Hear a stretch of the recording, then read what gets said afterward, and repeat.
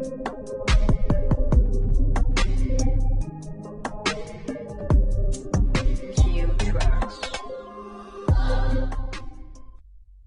is Brandon Barker, and you're listening to the Hometown Real Estate Broadcast Network.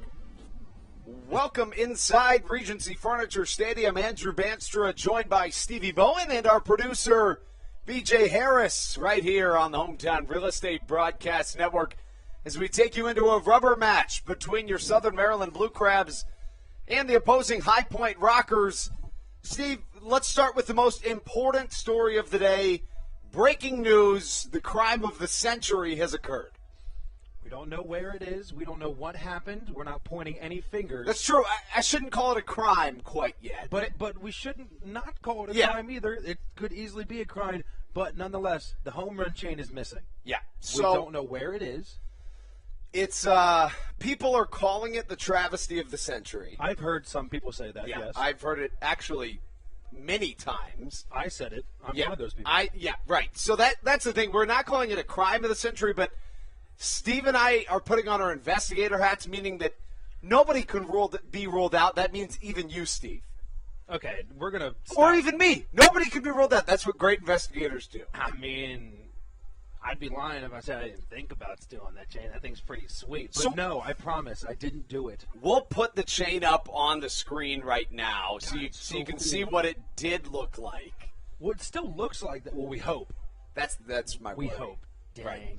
So I was speaking with one of the players earlier today, and I asked, why? How come the home run chain wasn't being used last night? They said, well, we thought you had it. We've been looking for it everywhere.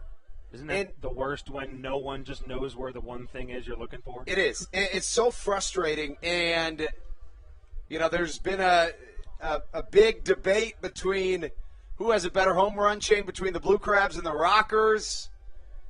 So I mean, we know the answer to that one. Right. In its day, the Blue Crabs home run chain was undoubtedly the best. But you know what, Steve? We will find it because we're just good like that. Now on to the actual more important portion of the broadcast. It's ball game time right here on the Hometown Real Estate Broadcast Network. Two teams desperately fighting for a playoff bid in this first half. Southern Maryland chasing the Long Island Ducks. The Ducks on top by 6 games in the Atlantic League North Division. They've won 11 in a row. Southern Maryland picked up a win last night, but as long as the Ducks keep winning, Southern Maryland can't gain any ground. With a High Point loss last night and a Lexington win, the Lexington Legends are now 5.5 games up in the Atlantic League South Division, with each team having about 9 games left, 10 for the Blue Crabs, 9 for the Rockers in this first half. Southern Maryland will put the right-hander Blake Bivens on the mound here in a crucial Game 3 as Southern Maryland looks to win yet another series. Unfortunately, Steve and I will only broadcast after today one more game in the first half between the Blue Crabs, in the Blue Crabs' first half of the season. Of course, it's been a blast to this point. We've broadcasted 24 games, even though it feels like a lot more than that. It feels like 100. It does. And, in the second half, we'll be here a lot more. 35 home games in the second half. Including 14 home games in 16 days just in the month of August alone. It'll be a thrill. That stretch is going to be exciting. It's a pretty cool day here in Southern Maryland in regard to what we've seen of late in terms of heat. Sitting at about 84 degrees after a thrilling night in front of 5,400 fans. We saw a 9,000 combined fans this weekend at Regency Furniture Stadium. And now here today on a Sunday, we bring you the Diamond Dig game. We'll bury a diamond necklace somewhere in the infield. Well, isn't it already buried? It is buried. Okay, yeah. Okay. Did you see where it was? I did not. I did. Really? I did. Don't tell me now. Tell me afterwards. I've been sworn to secrecy. Okay. Pretend the microphones are off right now. I've been sworn to secrecy. You're lying to me. Let's get you the starting lineups here today on a Sunday, the date July 25th, 2021. The High Point Rockers at the Southern Maryland Blue Crabs. It is game number 52 of the season. And the Rockers put out the lineup that reads as follows. Leading off, it'll be the center fielder, Johnny Field. Batting second, the second baseman, Michael Russell. Batting third, the third baseman, Stephen Cardulo. Jerry Downs, the first baseman, bats in the cleanup spot, with the catcher, Stuart Levy, batting fifth. The former not only baseball, but also football national championship winner at LSU, Jared Mitchell, bats sixth. Batting seventh, James McOwen. He plays left field. Randy Norris bats eighth in the DH spot. And Giovanni Alfonso plays shortstop, batting ninth. On the mound for the Rockers, a right-hander. It is number 23, Cooper Cassad. The numbers for the year for Cassad, he's 3-0 with a 4.66 ERA. He's made 5 appearances in relief, 6 as a starter. In just about 40 innings pitched, he's allowed 20 earned runs. The walk number's not bad for the right-hander, 13 of them in about 40 innings. He's allowed 32 hits as well. Batters are hitting just .215 off the right-handed Cassad, but this is going to be a tough Southern Maryland lineup to silence today, Steve. It reads as follows. Matt Hibbert leads off. Hibbert moves over to center for the first time since returning from his injury. Batting second, Kent Blackstone. Blackstone at second base. Batting third, Ruby Silva, the hot-batted left-hander, finds himself in the designated hitter spot this evening. So you could see a situation in which he ends up moving into the field at some point, but we'll get to that in a moment. Ruby Silva bats third, the designated hitter. Josh McAdams, the third baseman, bats fourth, with Alex Crosby on the other end of the infield, the first baseman, batting fifth. Cesar Trejo, the right fielder, bats seventh, make that sixth. Jake Lucci bats seventh, plays left field. Michael Baca at shortstop in the eighth spot. And rounding out the Blue Crabs lineup, it's the catcher number 2, Jake Marshall. Again, Blake Bivens on the mound for your Blue Crabs. Here on a pretty brisk day in Southern Maryland. It's Princess Day, it's Diamond Dig Day, and Bivens will try to recover from a couple of difficult starts that he's faced. Now, he's gotten no decisions in each of his 2 starts, despite in both situations exiting with his team in a deficit. But the right-hander in his most recent start struggled. Against the Gastonia Honey Hunters, he went just 1 2/3 innings, allowing 7 earned, 3 hits, 4 walks, no strikeouts, and that was that night Southern Maryland had that ridiculous comeback. You know, that night, Blue Crabs able to battle back from a 9-run deficit in the top of the second. Scored 4 off a grand slam from Jake Lucci.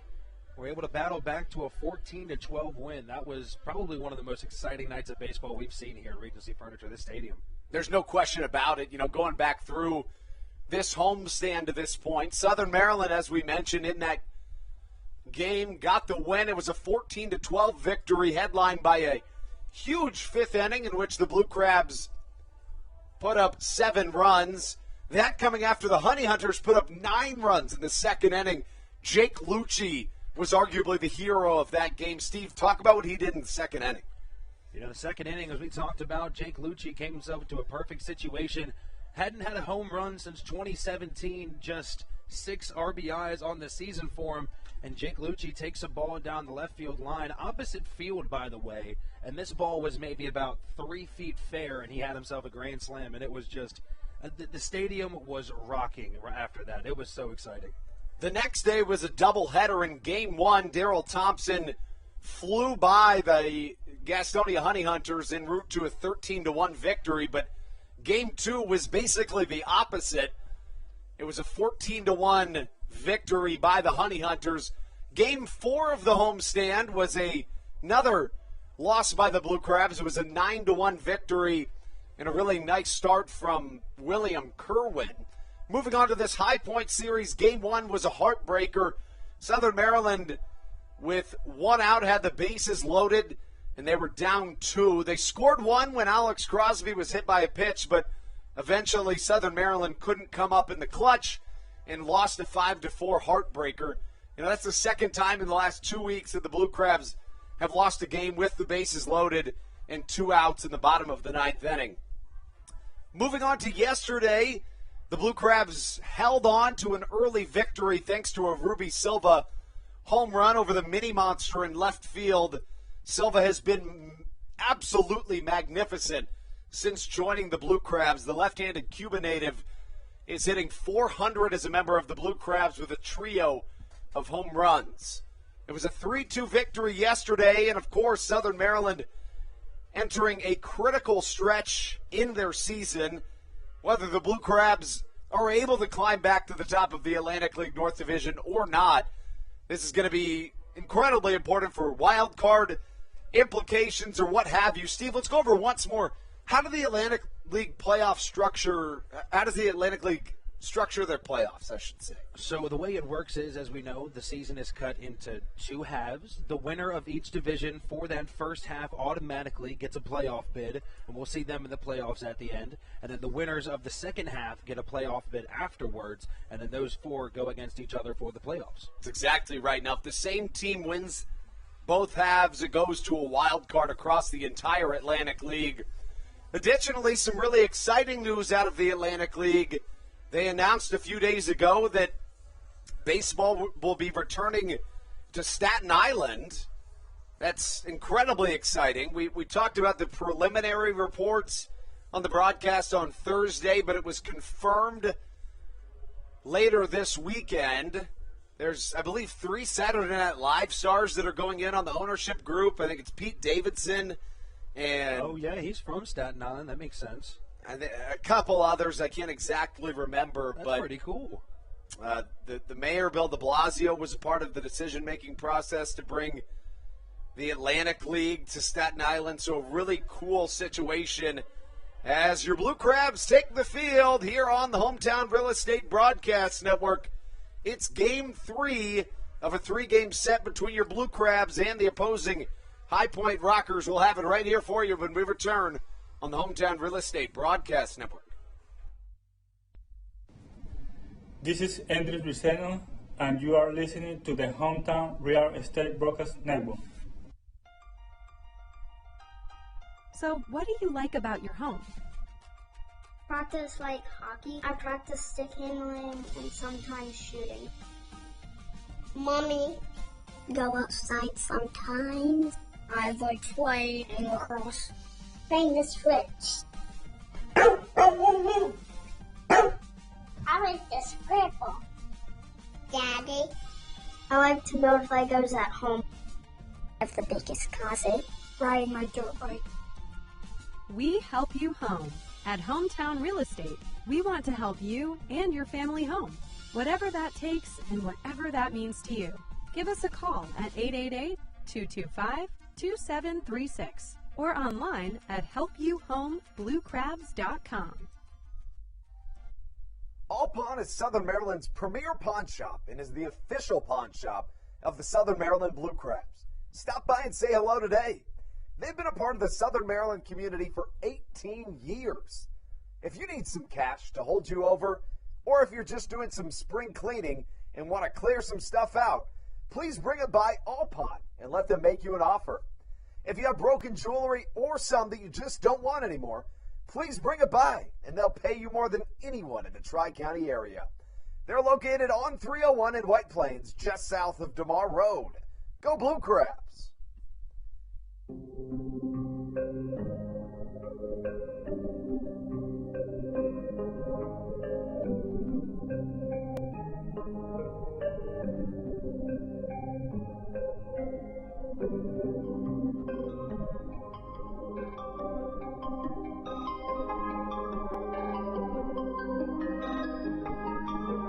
Cue tracks.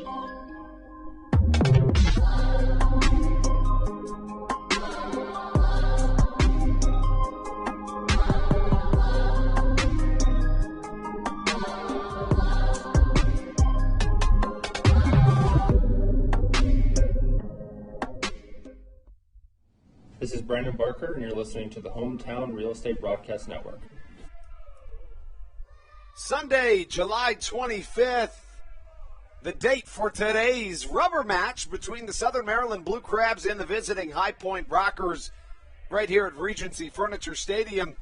Andrew Banstra joined by Stevie Bowen and our producer BJ Harris as we take you in to today's ball game. Steve, What are some X factors in today's contest that will go into deciding the fate of this series? You know, I think one X factor we can talk about specifically is Ruby Silva, who has come back here into Waldorf after being away for a little while, played with us in 2019, and he has just been on a tear since he came back. I think adding him to this lineup is really accredited to, not accredited to, but adding Ruby Silva back into this lineup has shown why the Blue Crabs have done so well as of recent.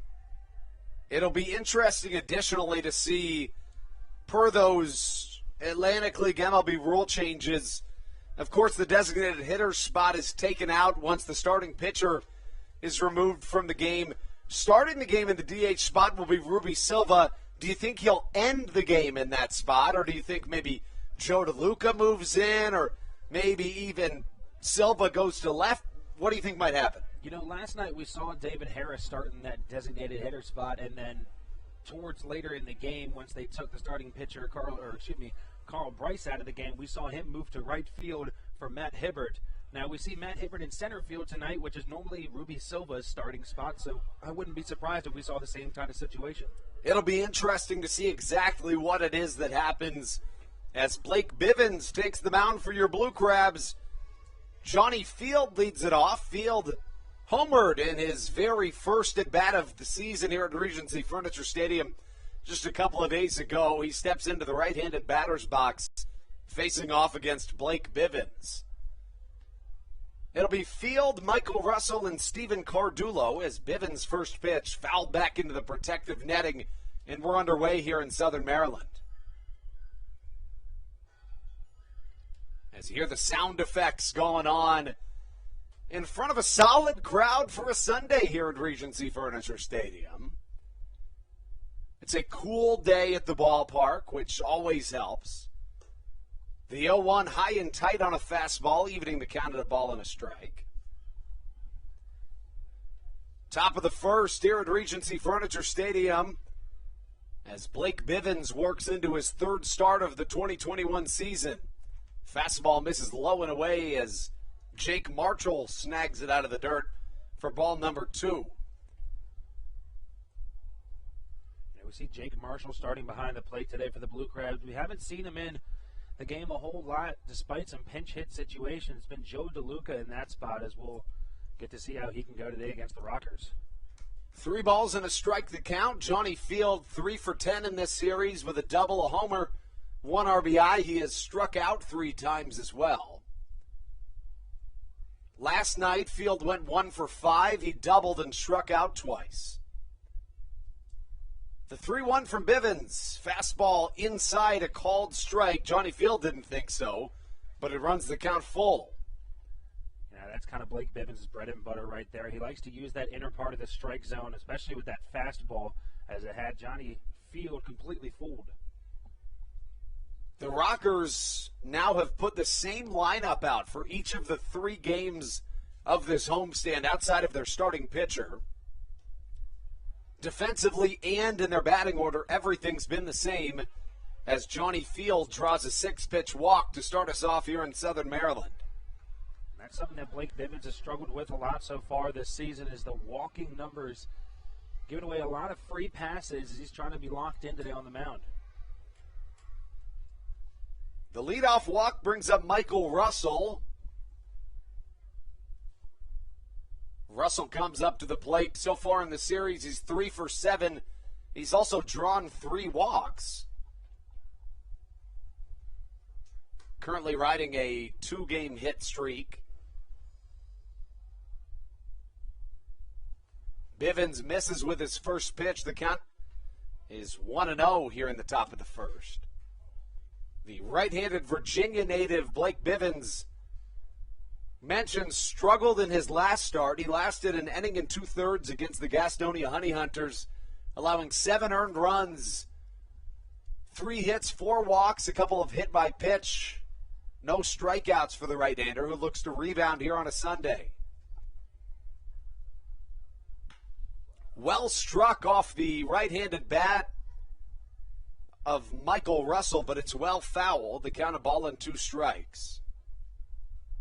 If you're Blake Bivens, are you attacking Michael Russell here, or what are you doing? You know, I think so. I think you try to go back with that inside fastball one more time, or you can hit a breaking ball away, as we saw the fastball worked for Johnny Field.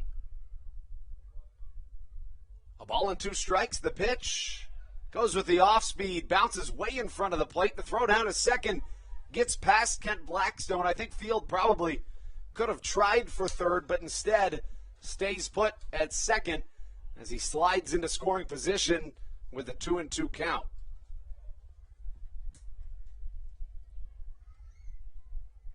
That pitch bounced about 5 feet in front of home plate. A good read by the MLB veteran Johnny Field.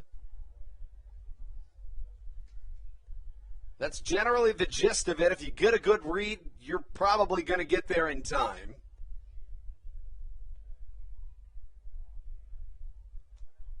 Bivens will look back to second. Here comes the pitch. Fastball swung on and missed outside. Good velo on it as Bivens retires his first batter of the day, coming on a strikeout.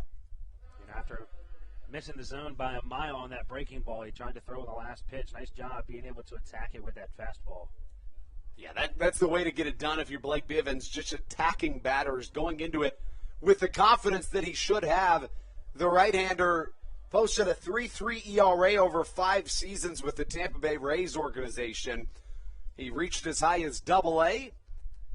Also was a 4th-round draft pick in 2015 by the Rays.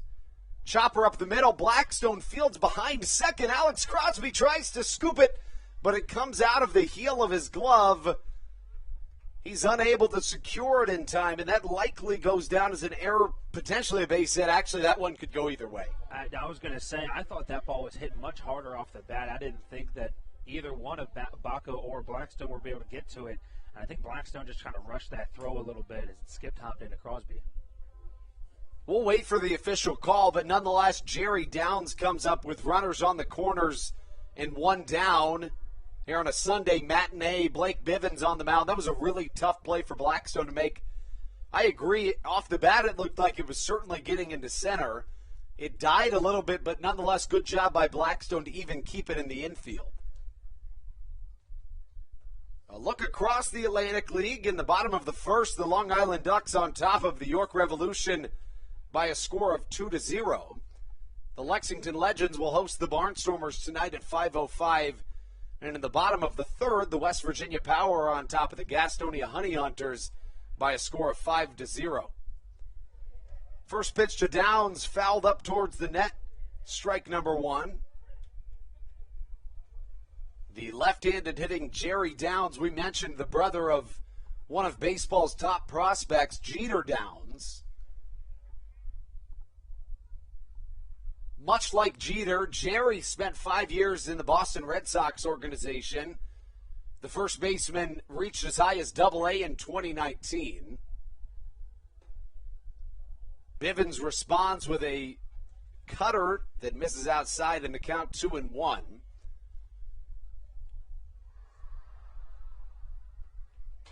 As the laughter erupts here at Regency Furniture Stadium.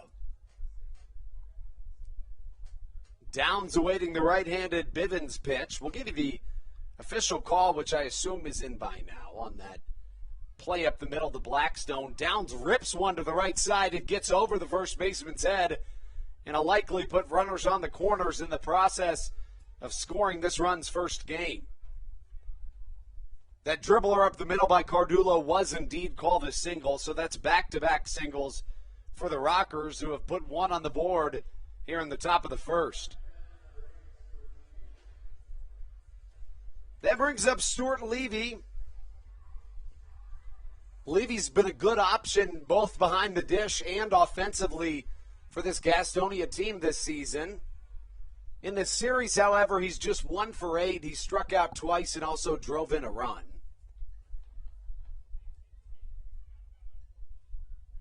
Levy's played in all 3 of the games in this series, including today. Really, this week has been a struggle for the right-handed hitting catcher, who's 2 for 16 this week.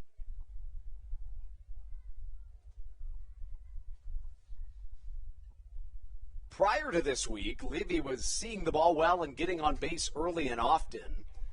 He had a 16-game on-base streak end on July 9th. Spent his entire professional career with the Baltimore Orioles organization, reaching as high as AAA Norfolk in 2018. A career .207 hitter in 5 affiliated seasons with 12 home runs and 74 RBIs. High chopper to the left side. Baca off balance with a throw. The attempted double play ball bounces over Alex Crosby as the fielder's choice scores a run and gives us 2 outs here in the top of the first. You know, I really think Baca, we've seen he's got a lot of baseball IQ, and nice job not forcing himself to throw that ball across the diamond. I think it was too slow to get that double play, but nice job being able to get him at second base. That brings up Jared Mitchell. We mentioned it at LSU. Jared Mitchell played football and baseball, which is basically unheard of at the Division I level. Not to mention he won a national championship in football and baseball, winning the College World Series MVP in 2012. Following that season in 2013, he was drafted 23rd overall by the Chicago White Sox, 2 picks before Mike Trout. That story has basically followed Mitchell everywhere he's gone to this point in his career. But when Mitchell was drafted, I mean, it was a really good pick because, A, as most people know, Trout was well known coming into the draft, but nobody thought he was going to be what he is, right? It wasn't like he was Bryce Harper or anything like that. And Mitchell, like we said, was the MVP of a College World Series and a guy that was supremely athletic, doing it in collegiate football and getting serious playing time on a national championship team in the SEC. Mitchell hits one to the left side, and that's over the mini monster in left field. A 2-run home run for Jared Mitchell. Mitchell finds himself putting the Rockers up 4-0 here in this top of the first, and not the start that Blake Bivens was looking for. That's Mitchell's first home run since July 16th.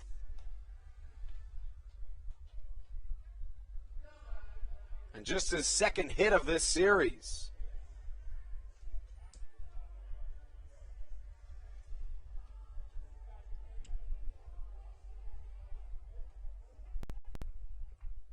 So that brings up James McOwen after the 2-run shot.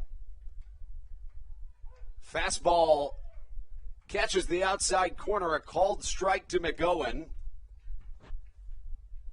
McOwen 0 for 8 in this series with 2 strikeouts as he fans at a fastball. 0-2 goes the count. Now, we do know that Blake Bivens generally finds his struggles in the first inning before settling in thereafter, but Southern Maryland finds themselves in an early and deep hole here in the top of the first of a rubber match with the High Point Rockers.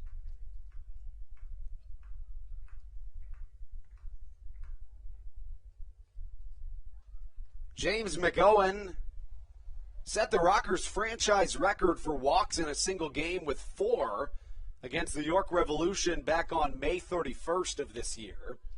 Soft chopper to the right side. Blackstone corrals it and throws off to Alex Crosby, who catches for out number 3, but not before the High Point Rockers can pour on a quartet of runs here in the top of the first on a Sunday matinee at Regency Furniture Stadium. The Blue Crabs will try to bounce back when we return. They'll do so in the form of Matt Hibbert, Kent Blackstone, and Ruby Silva right here on the Hometown Real Estate Broadcast Network.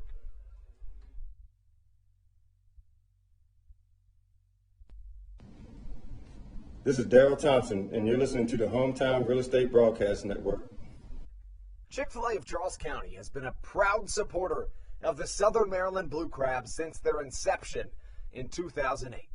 For years, they have sponsored the Southern Maryland Blue Crabs, America's prisoners of war and missing in action. In between the second inning of each game, there is a moment of silence brought to you by Chick-fil-A. The Southern Maryland Blue Crabs appreciate and respect not only Chick-fil-A, but all of those that have served our great country. The seat that they sponsor was made possible by Chick-fil-A of Charles County. Thank you so much, and visit any of your Charles County Chick-fil-A locations today. Through October of 2021, COVID-19 vaccinations are offered right here at Regency Furniture Stadium. No appointment necessary. Just swing on by and get your COVID-19 vaccination today. Take one for the team, Southern Maryland.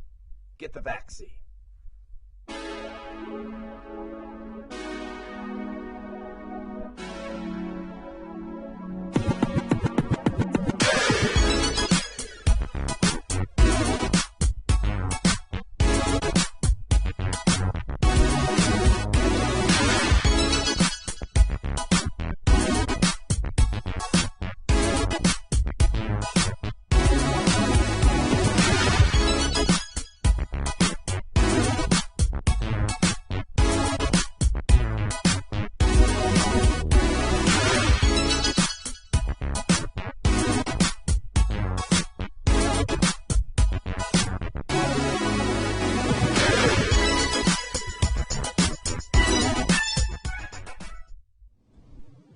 This is David Harris, and you're listening to the Hometown Real Estate Broadcast Network. Chasing 4 runs as we take you into the bottom half of the first inning. Southern Maryland puts Matt Hibbert to the plate. First pitch swinging is Hibbert, and he grounds to the left side. Giovanni Alfonso throws him out, and a one-pitch first out for Cooper Cassad. The right-hander has been pretty darn good to this point in the season. 3-0 with a 4.66 ERA. He's made 11 appearances, 6 of them in a starting role.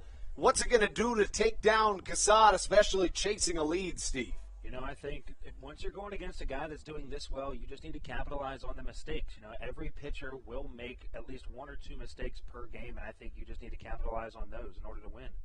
Blackstone watches the first pitch go by. It's a called strike as Cassad looks on to his catcher, Stuart Levy. The 0-1, Blackstone shows bunt, pulls back, but it's a called strike as he falls into an 0-2 hole.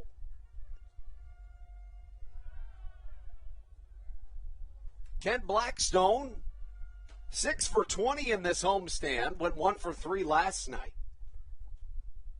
Does have 2 home runs against this High Point Rockers squad this season. Hits one well to the right side, a diving Jerry Downs makes a brilliant play, underhand flip to a covering Cooper Cassad, and a beautiful play to rob Blackstone of a base hit. You know, we've seen Jerry Downs do that last night as well. He's really locked down over there in that corner first base position. You know, you don't find a ton of first basemen that are elite defenders, but when you do, you hold on to them as long as you can. I agree. Especially with a guy like Jerry Downs that's among the top in the Atlantic League in slugging percentage, RBIs, on base percentage, you name it. He can do all the things that you really desire out of that first base position. You know, I'm of the opinion that we could see sometime in the next 10 years the first base position in baseball making the move as Ruby Silva singles up the middle. His bat stays hot, but essentially in a comparison to basketball, whereas the center position has downsized dramatically over the last 10 years, I can see the first base position doing the exact same. Because if you think about it, you really, many people are able to be passable at first base, especially if you're already a professional baseball player. Not to downgrade the importance of first base. You and I both played it our whole lives. Correct. And I'm not saying it is what should happen. I'm just saying I think that we're going to see guys that look like shortstops playing first base over the next 10 years. But at the same time, with the amount of power that's been driven into the MLB, maybe I'm wrong. Maybe.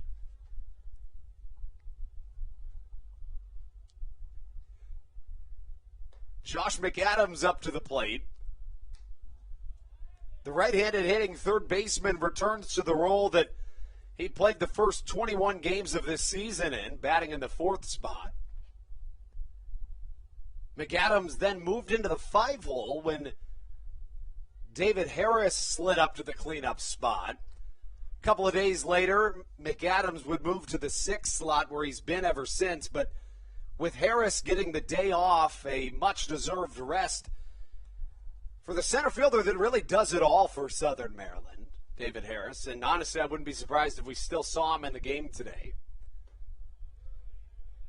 McAdams watches a strike as the count runs to, make that a ball, I beg your pardon, 3-1 the count.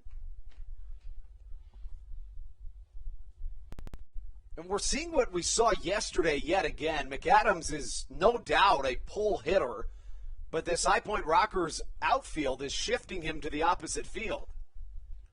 3-1 high and tight on the hands, and McAdams takes for ball 4.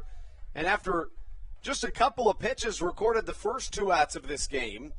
A single and now a walk, put 2 on for Alex Crosby. The Blue Crabs lineup has done a nice job with their patience at the plate as of recent. Been drawing more walks the past few weeks as compared to the beginning of the season. Alex Crosby comes up to the plate. Crosby has been a fantastic bat for Stan Clyburn in this Blue Crabs lineup this season. First offering from Cassad, misses low and inside, ball 1 called. Crosby in his 7th season of professional baseball, is first with the Blue Crabs and is first in the Atlantic League. Spent the first half dozen years of his professional career in the American Association. A called strike evens up the count. Played most of his time with the Gary South Shore Railcats, where his manager Greg Teggart said he's the best guy in the American Association. Now, I've never quite known whether he means talent-wise or human-wise or what have you, but Crosby has both of those attributes. As he grounds out to the first baseman, Jerry Downs, for the 3rd out. Southern Maryland strands 2, gets a hit, as well as getting on a walk. Cassad tosses a scoreless first, and Southern Maryland trails by 4 as we take you into the top of the 2nd. For the Rockers, when they come back, it'll be Randy Norris, Giovanni Alfonso, and Johnny Field on the Hometown Real Estate Broadcast Network.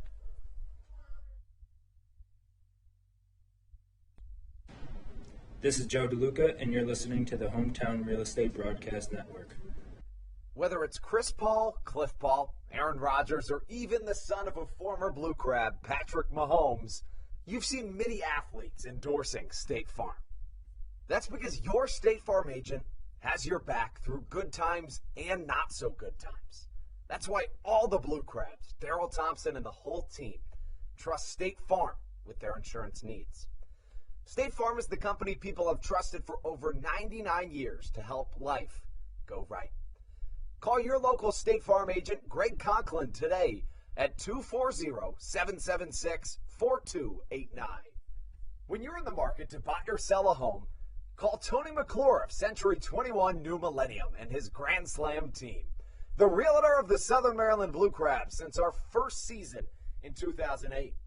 Tony and his team of preferred partners includes Tim Murphy of CNF Mortgage and Steve Scott of the Scott Law Group. Together, they will ensure that your real estate needs are nothing short of a grand slam.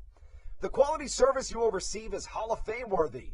Put Tony's 41-plus years of experience to work for you. Call or text Tony today at 301-928-1280 for you.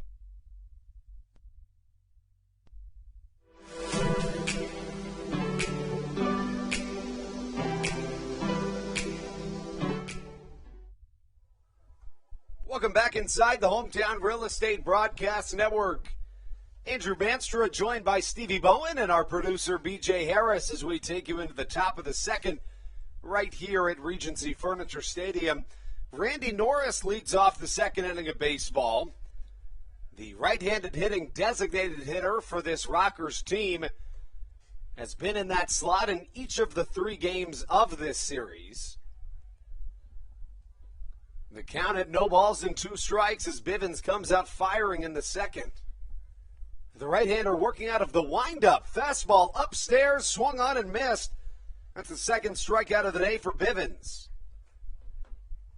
Steve, it's interesting. In each of Bivens' starts this season, we've seen him working out of the stretch. But it did appear as though he was working out of the windup in that last inning. Was I incorrect about that? No, I think you're correct. I'm not sure.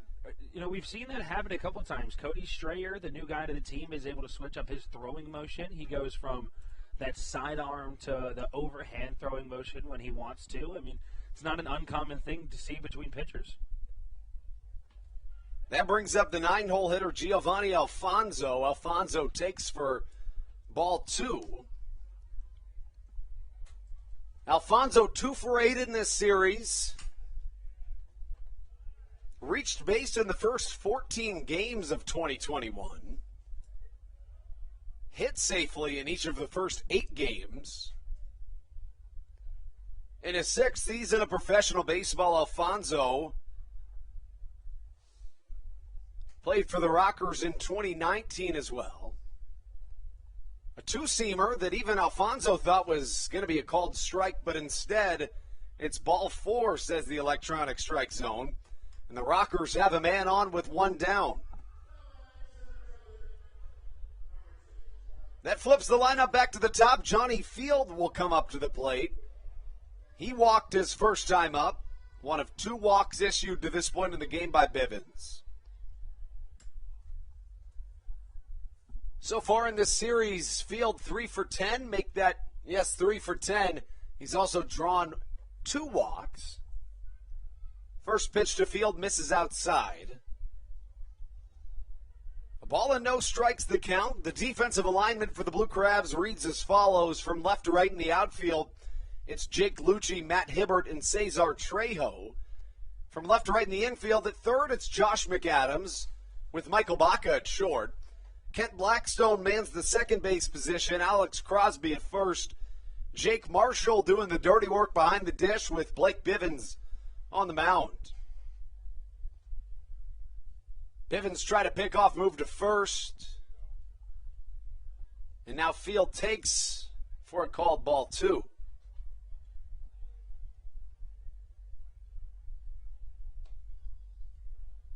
Bivens, the right-hander, originally a 4th-round draft pick by the Tampa Bay Rays. Spent 6 seasons in the Rays organization. Today, his 64th career professional start, just his 3rd in the Atlantic League. The sun peeks through the clouds at Regency Furniture Stadium. The 2-0 pitch, high and tight, spinning like a top out of the way is Johnny Fields as he works a 3-0 count. Bivens came out hot in the second inning, a 4-pitch strikeout, but now, after a walk, he has yet another man in a 3-0 count. 3-0 high and tight again, and it's a 4-pitch walk, and it'll put 2 runners on for the High Point Rockers. That one, the last couple pitches just got away from Blake Bivens. As we've seen earlier this season, he has some control trouble. Brings up the number 2 batter, the second baseman, Michael Russell. He was Bivens' first strikeout victim of the day. He was the first out at the top of the first inning. As Giovanni Alfonso at second, Johnny Field at first base with only 1 away in the inning. A breaking ball from Blake Bivens in there for strike 1.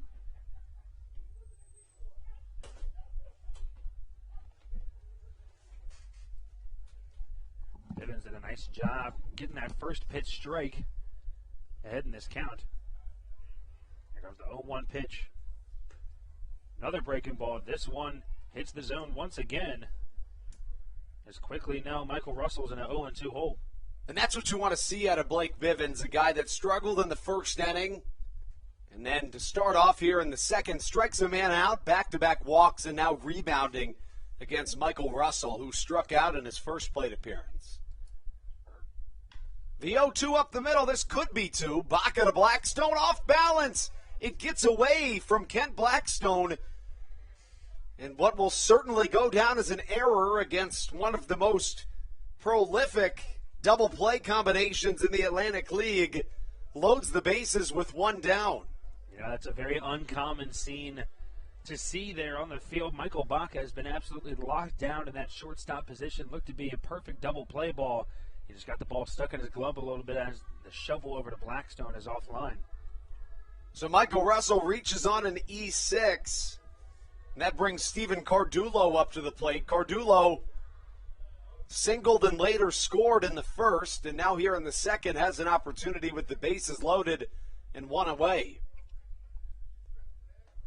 First pitch, a sinker, then misses down low as the count works into the MLB veteran Cardulo's favor. An uncharacteristic error from Michael Baca puts the Blue Crabs in a sticky situation here in the second, already trailing by 4.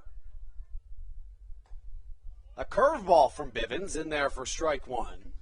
You know, he's been able to really pinpoint that accuracy with that curveball ever since he spiked that one earlier on today. He's been pretty locked in this past couple at-bats. You could tell on that one he spiked, he tried to overthrow it and got a little bit too much on top of it. The 1-1, chop to the left side again. This could be 2. Baca to second, Blackstone to first. How about it? A rebound, 6-4-3 double play as the Blue Crabs turn 2 and strand 3 in the top of the second inning. A brilliantly executed double play ball. Looked like Baca initially looked towards third. Yeah, he looked like he was going to throw to Josh McAdams on that play. Smart move to head to Blackstone. Blackstone's gotten a lot better with his hands as he's twisting those double plays over at second base. And a nice job by Blake Vivens being able to produce two double play balls in a row. When we come back, it's Cesar Trejo, Jake Lucci, and Michael Baca on the Hometown Real Estate Broadcast Network.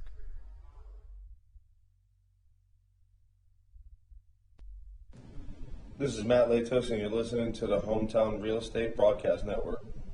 Weiss Markets is a proud sponsor of the Southern Maryland Blue Crabs and has been since their inaugural season in 2008. Weiss Markets also presents one of the Blue Crabs' best and most famous promotions every single year. Kids can get in free to every single Blue Crabs game of every single year simply by wearing a jersey thanks to Weiss Markets. Weiss Markets can help you with all of your game day needs for a great price. Stop in at your local Weiss today.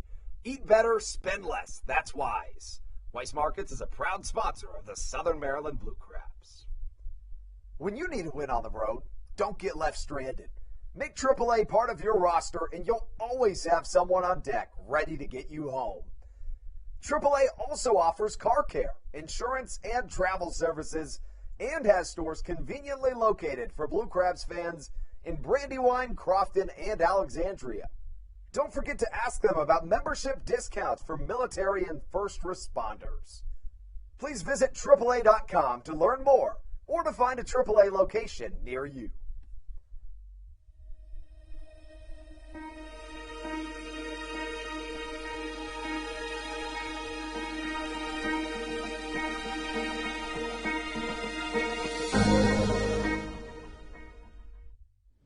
This is Matt Latos, and you're listening to the Hometown Real Estate Broadcast Network. Weiss Markets is a proud sponsor of the Southern Maryland Blue. Cooper Casad back out for his second inning of work. He begins it against one of his former teammates, Cesar Trejo, here in the second. It'll be Trejo, Lucci, Baca, and Marshall should we get to that point. Second pitch as Casad works quickly. Another strike, the count 0-2. The 0-2 chopped high to the left side. Cardulo waits on it to come down to his glove. The speedy Trejo tries to leg it out but is unable to do so. A 3-pitch, 5-3 putout as our first out of the second inning. That's a very hard play to make over there at third base, especially with the ball that bounces so high off the ground. You have to sit there and wait for it to come all the way down into the glove, and then you have to fire it across the diamond. A nice job by Cardulo. That brings up Jake Lucci. Lucci did not get the start last night or the night before, but started the first 4 games of this homestand. Lucci's bat is really heated up here in the month of July.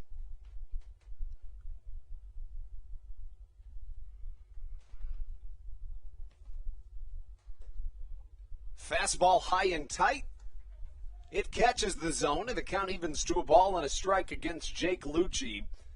The numbers for Lucci on the season, a .211 hitter. He is 3 for 18 here in this homestand.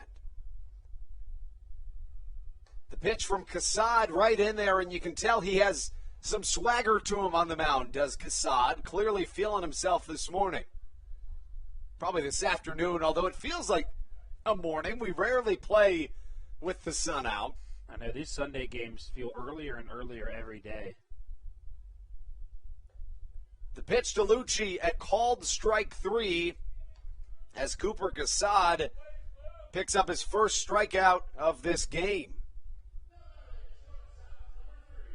That brings up the shortstop Michael Baca, who made an error to load the bases back in the top of this inning, but rebounded with a beautiful double play ball that was finished off by Kent Blackstone and Alex Crosby.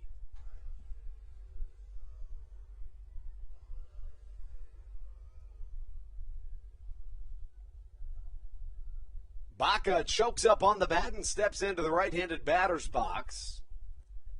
Fastball goes behind Michael Baca, and Steve, obviously the first thing that comes to your mind is the fact that there was 2 bench-clearing brawls between these two teams the last time the Blue Crabs played in High Point, and Michael Baca is formerly a High Point Rocker. So, I mean, hey, I'm not going to openly say that was on purpose. We saw Blake Bivens have a couple fastballs get away from him.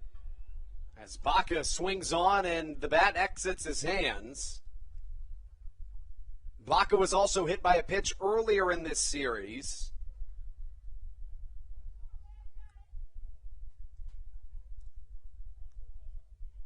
Again, not assuming anything, but the term throwing behind a batter is synonymous with sending a message.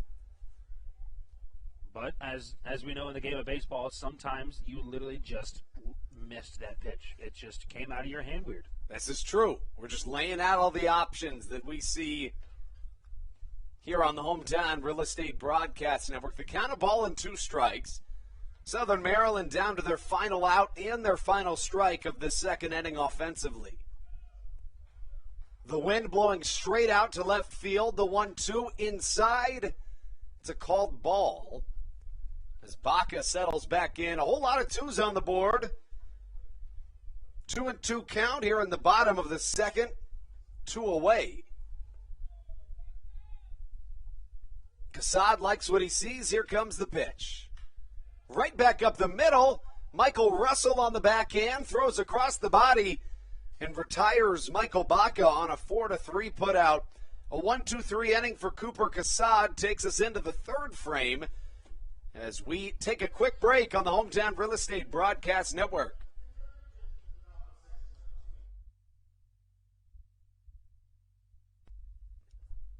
American Radiology is the clear choice for all of your medical imaging needs.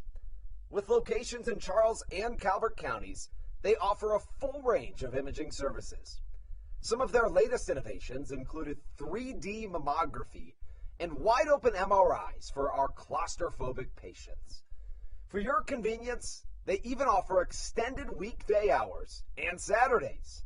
For more information or to schedule an appointment, visit their website at AmericanRadiology.com. 2020 was a year unlike any other for everybody. Quickly, the Southern Maryland Blue Crabs came to the realization that baseball must take a backseat to humanity.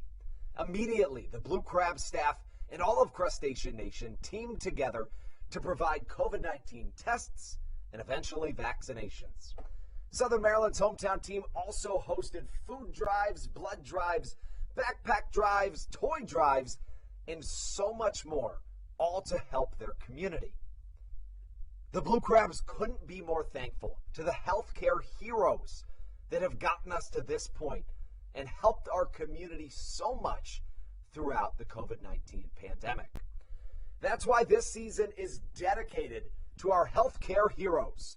Each Saturday night, we will have a healthcare hero, a local healthcare professional, throw out the first pitch of the game and be honored. That's why in 2021, all season long, healthcare professionals get $5 tickets to every single Blue Crabs game. Thank you so much, healthcare heroes, for all that you have, are, and will continue to do for our community.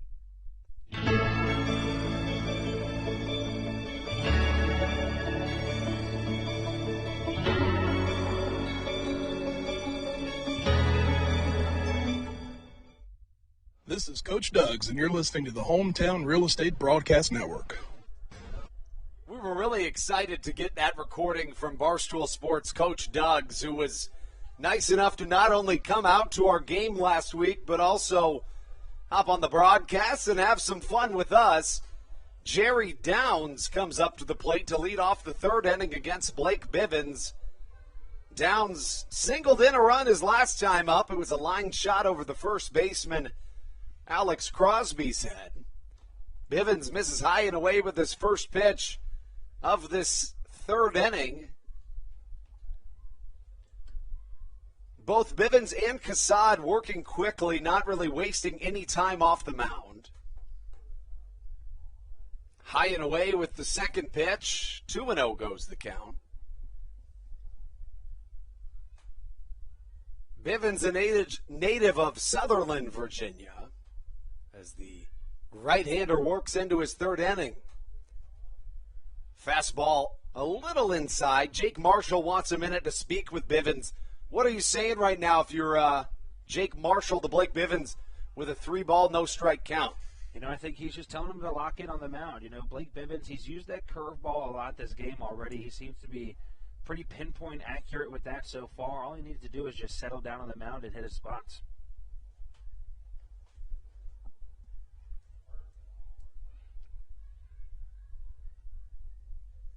Marshall returns back behind the dish here at Regency Furniture Stadium.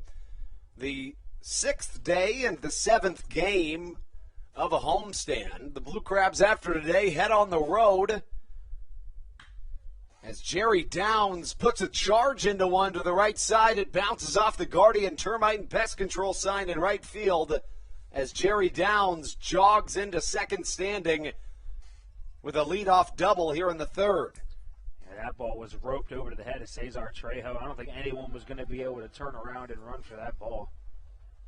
You can just tell when Jerry Downs swings the bat. He's got one of those silky swings that's kind of rare to see, almost Ruby Silva-esque.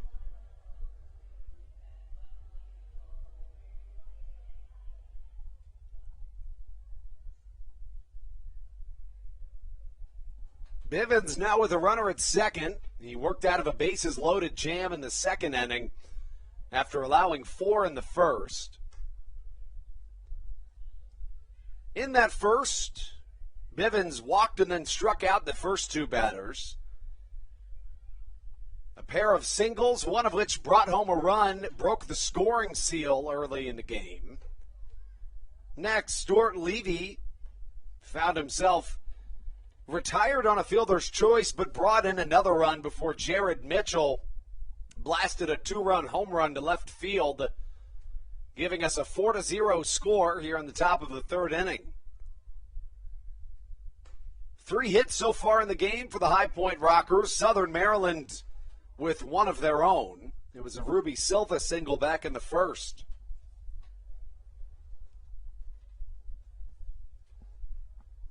The count 2-1 here with none down in the top of the third inning at Regency Furniture Stadium. The pitch from Bivens, well struck to the left side as it loops foul. That ball had home run distance. Just goes down as a long strike from the right-hander Blake Bivens, however.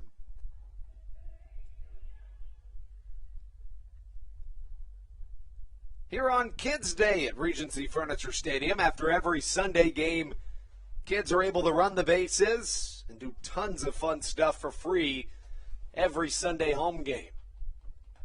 Additionally, we still have our Scholastic Book Fair going on. We do. You and I are big fans of those. They had a couple sweet Lamborghini posters in there. They're only $5. I almost bought one and put it at my desk. How much do you think those were when we were kids? Same price? Well, I think they were $5, but back then it could have been dropping like $50 on a poster, and it felt the same. That's true. Well, and when we were kids, $5 felt like $50. That's what I mean. Yeah. It was so much money to spend on a poster. So this begs the question: why didn't you buy the poster? I was up here working. Oh. When did you see it then? I saw it when we were setting up the. Got it. The register wasn't set up. I couldn't buy it beforehand, and then I was up here talking to you for 3.5 hours. Got it. And then by the time we were done up here, I had to do something else, and then it was closed. But it's back today. So it is. If any fan is listening to this in the crowd, go buy me a Lamborghini poster, and I'll pay you $5 back if you bring it up to the press box. Plus tax and a tip. All right, so I'll give you $7. It's not a bad deal. It's not a bad deal at all. And all you got to do is walk up like 16 steps. Stuart Levy draws a 6-pitch walk to put runners on first and second. For the right-handed Bivens, it's the third walk issued, make that the fourth walk issued of the game. It brings up Jared Mitchell, who homered his last time up. Bivens trying to work out of a jam here in the third. The right-hander, first pitch, hit hard but foul. The count 0-1. Top of the third action at Regency Furniture Stadium. Your Southern Maryland Blue Crabs holding a 26-25 record. Hosting the High Point Rockers, who hold a 26-26 clip. Game number 52 of 120 on the season. Of course, we've talked about it in the Atlantic League. We really focus on the halves, however. So 52 of 60 makes things a little bit more interesting. Of course, the winner of each half in each division goes to the playoffs. Southern Maryland currently trailing the Long Island Ducks by 6 games, despite just 12 days ago being in first place. The Ducks have won 11 games in a row. The Blue Crabs 4-7 in their last 11 games. Called strike to Jared Mitchell as the count works to a ball and 2 strikes. If you're Bivens, you're looking for the strikeout or the ground out? I think right now you're looking for this ground out situation because it could potentially turn into a double play. Instead, it's a hot shot line drive to the left center alley. That at least scores 1. The ball gets stuck under the Blaine Construction sign, allowing 2 to score as Jerry Downs and Stuart Levy stride into home, making it a 6-0 lead here in the top of the third with no outs. You know, it's just a good piece of opposite field hitting as he sent that one out. Low line drive, got to the wall. As Stan Musial used to say, hit it where they ain't. That's exactly where Jared Mitchell did. I mean, that ball's not necessarily a rocket off the bat and not that high in the air, but it's just right where Jake Lucci and Matt Hibbert aren't able to cut it down into a single. As runners score from first and second on a soft line drive to left, James McOwen comes up to the plate. A similar hit, Michael Baca gobbles and throws across the infield for out number 1. Are you at all surprised that Baca didn't try to get the runner at third? No, because I think Baca knew with the speed of Jared Mitchell there wasn't going to be a huge chance of getting him there, and I think just go for the easier out in that situation. That brings up Randy Norris, who began the second inning offensively for the Rockers by striking out swinging. It's one of 2 strikeouts recorded by Blake Bivens today as the infield comes in on the grass, trying to cut off any potential run-scoring opportunity for the Rockers. A ball and no strikes the count.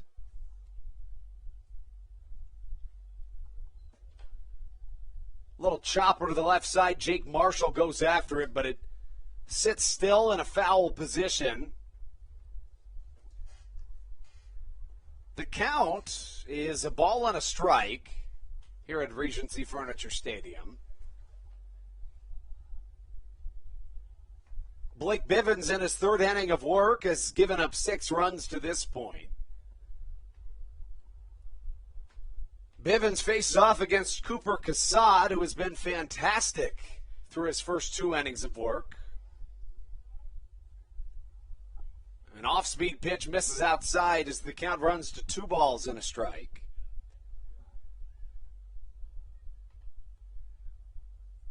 The Blue Crab starters have been pretty good this season. A couple of rocky starts have inflated the rotation's ERA. As a bloop shot to the right side, Cesar Trejo comes in to get it, but it dies in that outfield grass with some backspin to leave it right where it's at, giving the Rockers another run with 1 down. It was almost like a golf ball with that backspin just sitting and staying right in place. Yeah, that was very odd to see. I wasn't expecting that. So the RBI single from Randy Norris makes it a 7-0 ball game.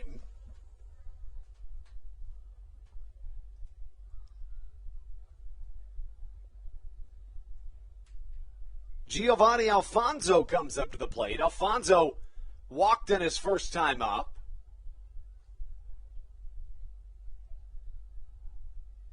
The right-handed hitting Venezuela native, Giovanni Alfonso, has been a good option for this High Point Rockers team this season. A .283 hitter in 43 games played. Chopper to the left side, could be 2. McAdams to second, Blackstone fires to first, and a 5-6-3 double play stops the bleeding here at Regency Furniture Stadium. A 7-0 lead by the Rockers takes us into the bottom of the 3rd on the Hometown Real Estate Broadcast Network. Through October of 2021, COVID-19 vaccinations are offered right here at Regency Furniture Stadium. No appointment necessary. Just swing on by and get your COVID-19 vaccination today. Take one for the team, Southern Maryland. Get the vaccine. Dyson Building Center is one of the oldest family-owned and operated hardware, lumber, and building supply stores in Southern Maryland. They are located in St. Mary's County on Route 5 in Great Mills. Dyson's has an expansive and diverse inventory to help you with all of your home improvement and project needs. Whether you're new to the world of DIY, a tried and true DIY professional, or somewhere in between, the friendly and experienced staff at Dyson Building Center is ready and willing to help you today.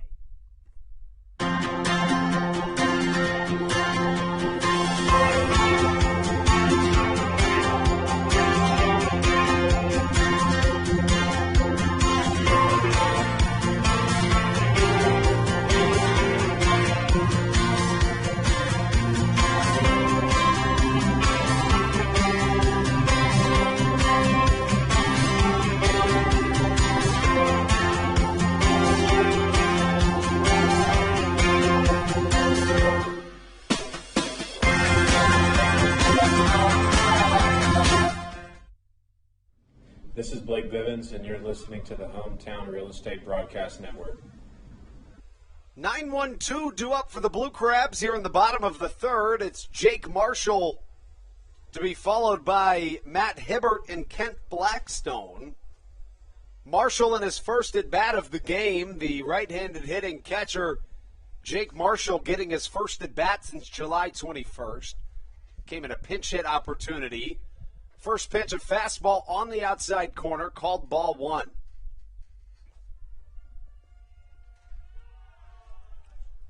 The charged chants rain out at Regency Furniture Stadium as Cooper Cassad works into his 3rd inning.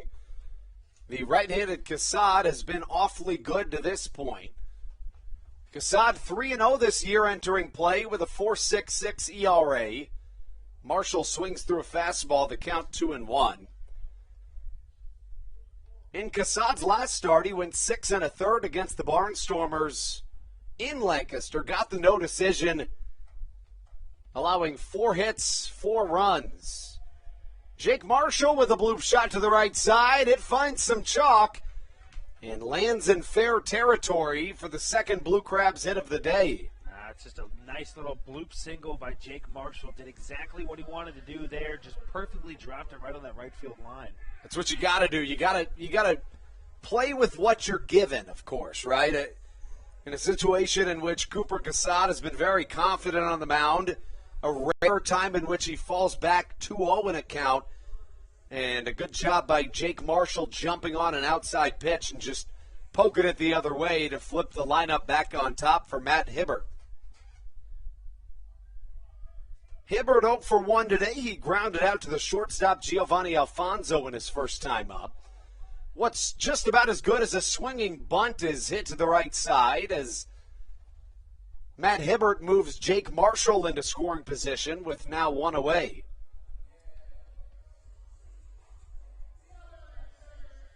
And we've seen Jerry Downs cover a lot of ground at that first base position throughout this series.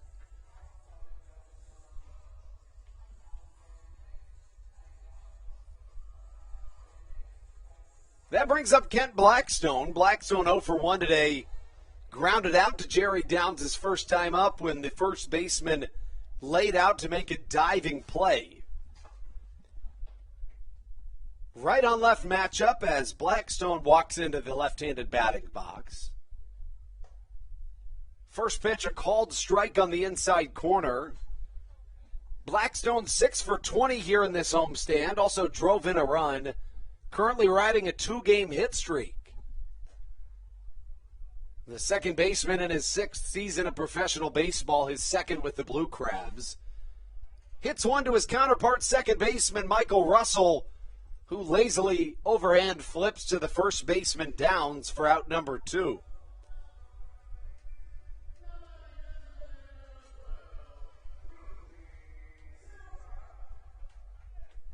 That brings up Ruby Silva with a runner at third and 2 away here in the third. And how critical is it for the Blue Crabs to crack the scoring seal here in the third? You know, once the Blue Crabs finally get that first run across the board, they're able to just kind of snowball and eventually get a few more throughout the game. They just that's all they need to do right now. They need to get that first run across and just move on from there. If there was ever a guy to do it, it's Ruby Silva, and he does. Line shot to the left side, lands for an RBI single.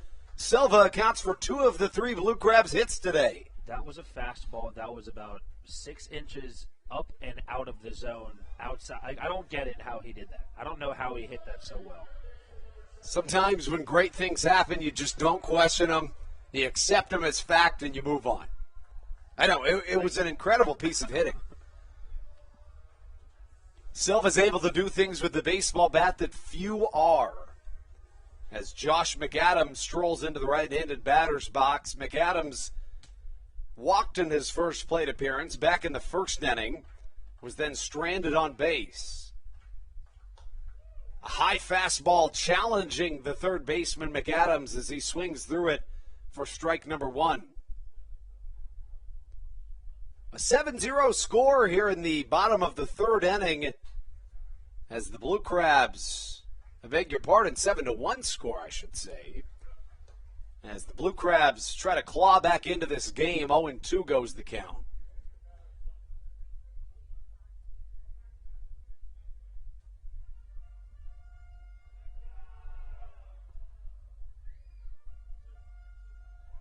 A long pause in between pitches. Kassad comes set.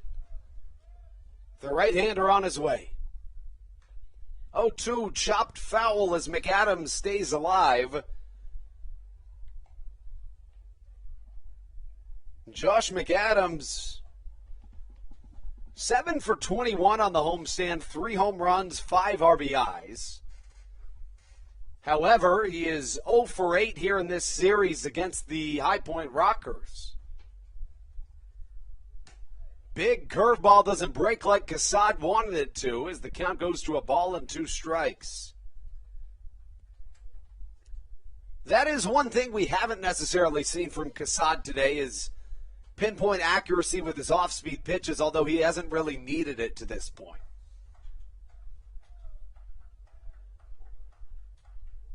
See what Kassad comes with on the 1-2. Fastball way high, way tight as McAdams backs away and watches ball number 2 cross. So first Kassad misses with a curveball, then misses with a fastball. Generally, you would expect him to go middle away or low and away with a fastball, but 2 of the 3 Blue Crabs hits in this game, both coming in this inning, have been on outside fastballs.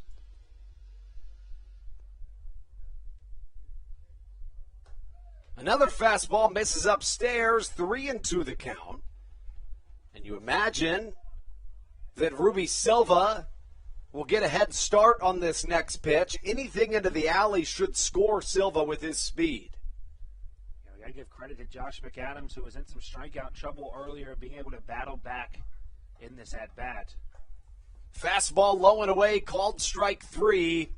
And that's how we get through a third of a game of baseball here at Regency Furniture Stadium. The Blue Crabs do plate 1. And when we come back, it's Blake Bivens out for his 4th inning of work on the Hometown Real Estate Broadcast Network. This is Daryl Thompson, and you're listening to the Hometown Real Estate Broadcast Network. In February of 2020, Regency Furniture Stadium and the Southern Maryland Blue Crabs were given what we view as an honor, being named the 4th mass vaccination site in the state of Maryland.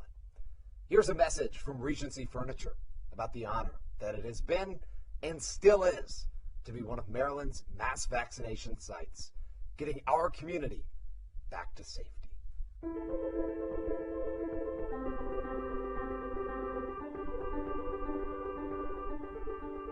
During these times of uncertainty, it helps to know there are things we can control to help ourselves and others.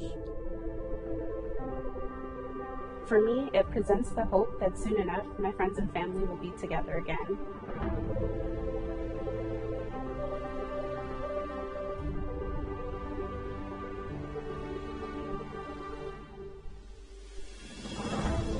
I just want to take this moment to thank the Maryland National Guard for their support in helping to facilitate and manage the vaccinations here at the Regency Furniture Stadium. We just think it's so important for everyone to do their part, and we're just grateful for their support. Thank you for your support, and we're just honored to be a part of the vaccination effort out here in the Certain community.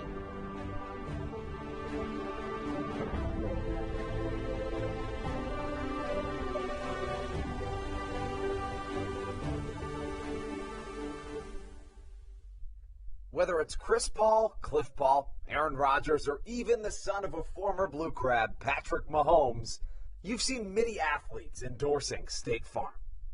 That's because your State Farm agent has your back through good times and not so good times. That's why all the Blue Crabs, Daryl Thompson, and the whole team trust State Farm. This is Kent Blackstone, and you're listening to the Hometown Real Estate Broadcast Network. Center fielder Johnny Field starting things off for the High Point Rockers as he sends first pitch deep out into center field. Matt Hibbert in the right center gap, able to track that one down for a first pitch out to start off the top of the 4th inning. As we said, Blake Bivens out on the mound once again for his 4th inning of work. Blue Crabs trailing 7-1. So far, after 4 High Point Rockers came around to score in the first and then 3 more in the third.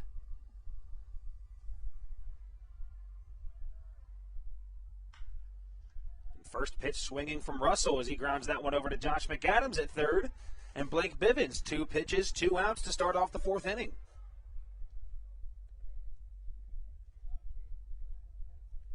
Hope you guys are enjoying some of the new camera angles we're trying to give you guys today. Another intern, our new producer, BJ Harris, working the camera. Doing a great job so far.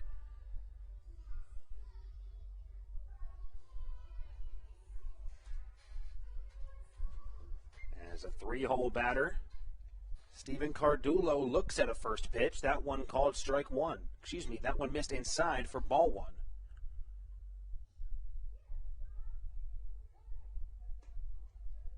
The second pitch from Bivens, that one in the zone, as the count runs even at 1 ball and 1 strike with 2 away. Bivens not wasting any time, immediately hopping back on that mound. Honestly, not even giving me enough time to be prepared for the next pitch. And the 1-2 pitch, breaking ball, that one's in the dirt, looked to bounce about 58 feet. As we now have a 2-2 count to Stephen Cardulo.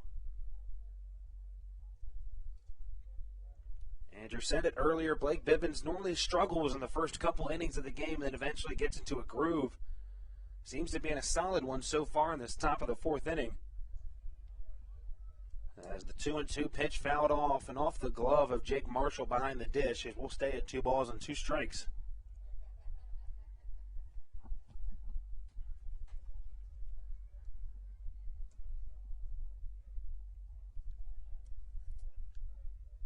Now the 2-2 pitch from Bivens. Breaking ball, that one falls just outside of the zone on the inner half. A good breaking ball from Bivens as the count runs full. The 3-2 pitch. This one lifted into shallow right field. Kent Blackstone's got a run forward and a basket catch Willie Mays style for Kent Blackstone. As Blake Bivens, after having a few struggled innings to start off, got the first 2 batters out on 1 pitch each and gets Stephen Cardulo to fly out with a full count as we head now into the bottom half of the 4th inning. We'll be right back with some more action for you guys on the Hometown Real Estate Broadcast Network. This is Matt Latos, and you're listening to the Hometown Real Estate Broadcast Network. American Radiology is the clear choice for all of your medical imaging needs. With locations in Charles and Calvert counties, they offer a full range of imaging services. Some of their latest innovations included 3D mammography and wide-open MRIs for our claustrophobic patients. For your convenience, they even offer extended weekday hours and Saturdays. For more information or to schedule an appointment, visit their website at AmericanRadiology.com. 2020 was a year unlike any other for everybody. Quickly, the Southern Maryland Blue Crabs came to the realization that baseball must take a backseat to humanity. Immediately, the Blue Crab staff and all of Crustacean Nation teamed together to provide COVID-19 tests and eventually vaccinations. Southern Maryland's hometown team also hosted food drives, blood drives, backpack drives, toy drives, and so much more, all to help their community. The Blue Crabs couldn't be more thankful to the healthcare heroes that have gotten us to this point and helped our community so much throughout the COVID-19 pandemic. That's why this season is dedicated to our healthcare heroes. Each Saturday night, we will have a healthcare hero, a local healthcare professional. This is Blake Bivens, and you're listening to the Hometown Real Estate Broadcast Network. Leading it off for the Blue Crabs in the bottom half of the 4th inning, as Blake Bivens was able to go 1-2-3 in the top half of the 4th. Alex Crosby, the first baseman, leading things off. Cooper Cassad on the mound so far, as that one's blooped into shallow left field. Third baseman Stephen Cardulo has to run after that one and makes it a fantastic off-balance catch for the first out of the inning. Crosby, first pitch swinging on an inside fastball, looked to break his bat. Now there's one away in the bottom half of the 4th inning. Cesar Trejo, the right fielder, now coming to the plate. He grounded out to Cardulo back in his first at-bat to lead off the 2nd inning.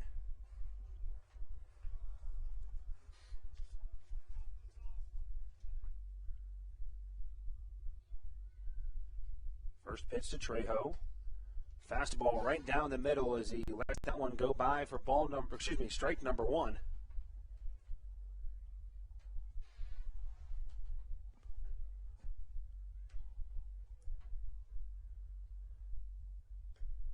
Second pitch to Trejo, breaking ball low and away out of the zone as we are now even at 1 ball and 1 strike.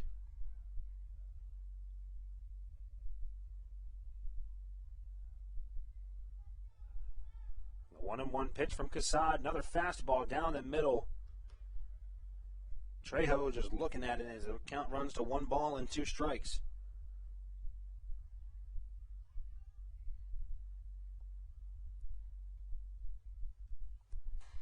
The 1-2 fastball, this one just misses on the outer half of the plate.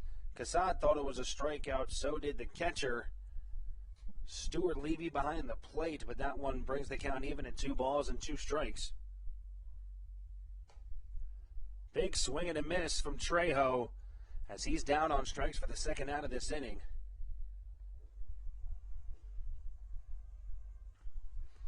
Cooper Casad so far this game, that's just the 3rd strikeout for him in 3 2/3 innings, as he's given up 3 hits, 1 run, that run being earned, and just 1 walk, as he's had a pretty solid day on the mound so far. That brings up the 7-hole batter, the left fielder, Jake Lucci.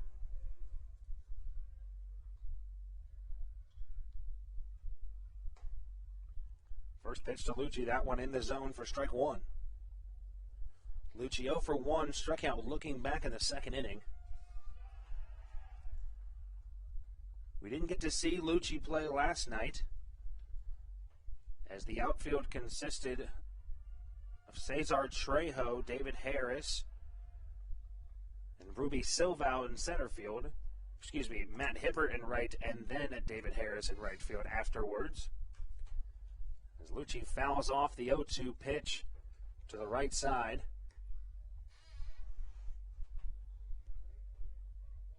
He'll stay alive in this at-bat with 2 away. Lucci has had the clutch gene as of recent. He's been the ignition to a lot of Blue Crabs rallies. We've seen him put up 6-7 runs in an inning, all starting off with a Lucci base hit. And the 0-2 fastball way inside to the left fielders. The count runs to 1-2. We said the other night against Gastonia in a 9-0 deficit, Jake Lucci blasted a grand slam over that left field wall. That started the comeback for these Blue Crabs team, as they were able to battle back and secure a 14-12 win, as he sends that one to right field. Jared Mitchell runs in a couple steps on it and able to secure that one for the 3rd out of the inning. Blue Crabs go 1-2-3 in the bottom of the 4th. Due up for the High Point Rockers, going to be the first baseman, Jerry Downs, the catcher, Stuart Levy, and the right fielder, Jared Mitchell, once we return for you guys on the Hometown Real Estate Broadcast Network. This is Daryl Thompson, and you're listening to the Hometown Real Estate Broadcast Network. In February of 2020, Regency Furniture Stadium and the Southern Maryland Blue Crabs were given what we view as an honor, being named the 4th mass vaccination site in the state of Maryland. Here's a message from Regency Furniture about the honor that it has been and still is to be one of Maryland's mass vaccination sites, getting our community back to safety.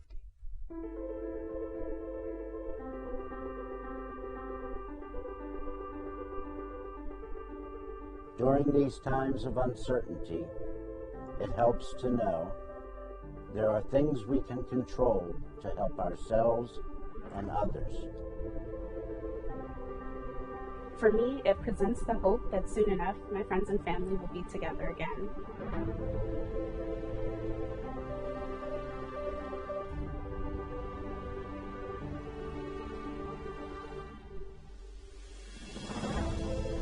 Want to take this moment to thank the Maryland National Guard for their support in helping to facilitate and manage the vaccinations here at the Regency Furniture Stadium. We just think it's so important for everyone to do their part, and we're just grateful for their support. Thank you for your support, and we're just honored to be a part of the vaccination effort out here and to serve the community.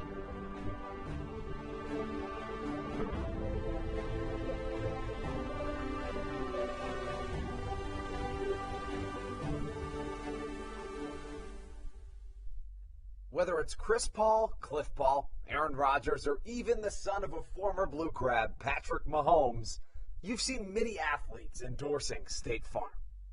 That's because your State Farm agent has your back through good times and not so good times. That's why. This is Kent Blackstone, and you're listening to the Hometown Real Estate Broadcast Network. The hot bat of Jerry Downs leads things off for the High Point Rockers at the top of the 5th inning, as he starts with an 0-1 count to Blake Bivens, who's out there for his 5th inning of work.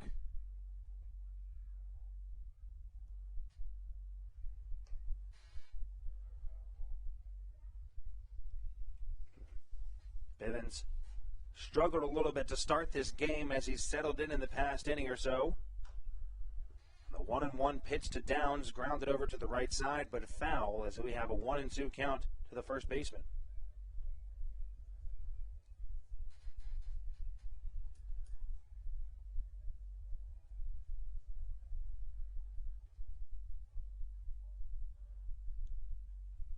We've seen Jerry Downs be a defensive gem so far these past couple days in this series, as that one in off the fists popped over in foul territory to Alex Crosby, as he's able to get over that one for the first out of the inning. But, I mean, Steve, this could be a really big start for Blake Bivens, a guy that has certainly seen his fair share of struggles since moving into the starting role, but as he settles into this ball game, this is the guy that he was prior to this season in his 6 years with the Rays organization. So the ability to see him perform at this level is a pleasant sight, but also maybe a sign of the future. As now the catcher, Stuart Levy.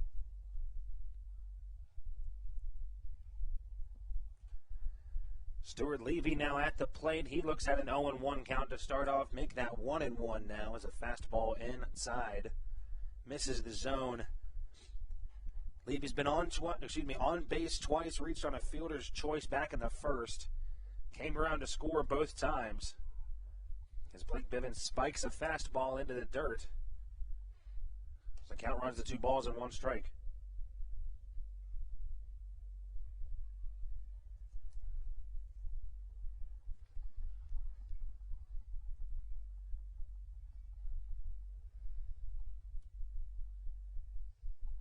Two and 1 the count to Levy. Big swing on the breaking ball from Bivens on the mound as the count runs even at 2 balls and 2 strikes.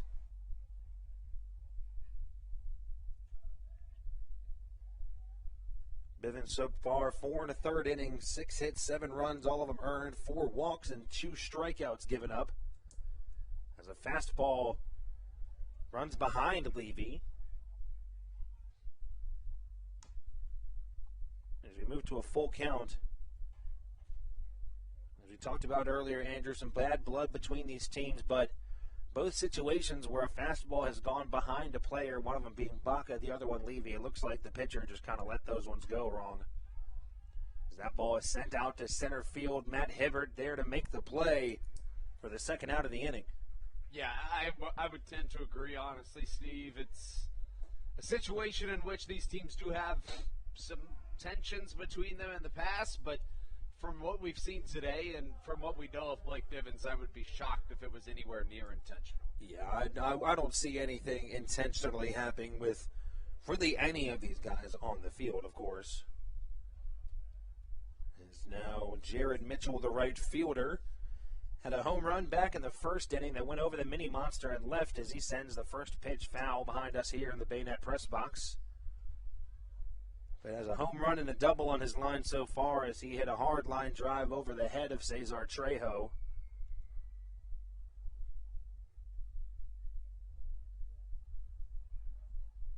Oh, 0-1 the count to Jared Mitchell.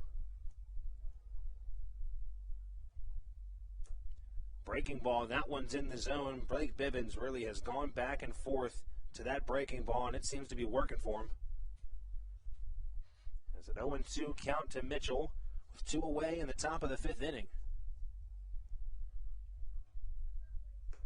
Big swing and a miss on the fastball. Jared Mitchell swings right through it as Blake Bivens in back-to-back innings has gone 1-2-3 despite giving up 7 runs in the first 3 innings, as he seems to be really in a groove now as we head into the top half of the 6th inning.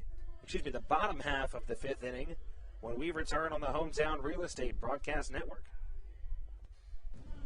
This is Matt Latos, and you're listening to the Hometown Real Estate Broadcast Network.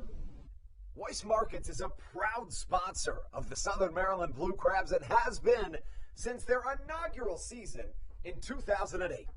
Weiss Markets also presents one of the Blue Crabs' best and most famous promotions every single year. Kids can get in free to every single Blue Crabs game of every single year simply by wearing a jersey thanks to Weiss Markets. Weis Markets can help you with all of your game day needs for a great price. Stop in at your local Weis today. Eat better, spend less. That's wise. Weis Markets is a proud sponsor of the Southern Maryland Blue Crabs. When you need a win on the road, don't get left stranded. Make AAA part of your roster and you'll always have someone on deck ready to get you home. AAA also offers car care, insurance, and travel services, and has stores conveniently located for Blue Crabs fans in Brandywine, Crofton, and Alexandria. Don't forget to ask them about membership discounts for military and first responders. Please visit AAA.com to learn more or to find a AAA location near you.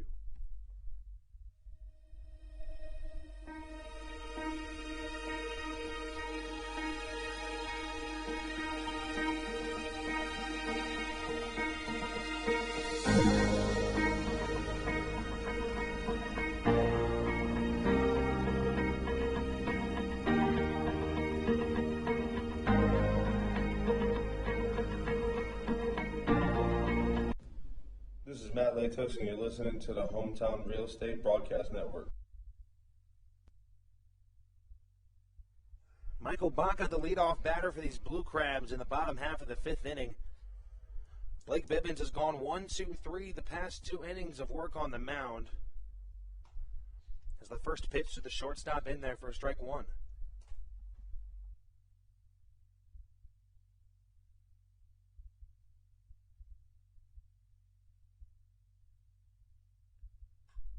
Michael Baca rips one over to the right side. This one bounces off the glove of Michael Russell as he had to run a little bit into that 4-hole to make that play. As he bobbles that one, I'm assuming that one's going to go down as an error, but we'll wait for the call as that ball was hit pretty hard. But nonetheless, Blue Crabs have one on with nobody out for the catcher, Jake Marshall.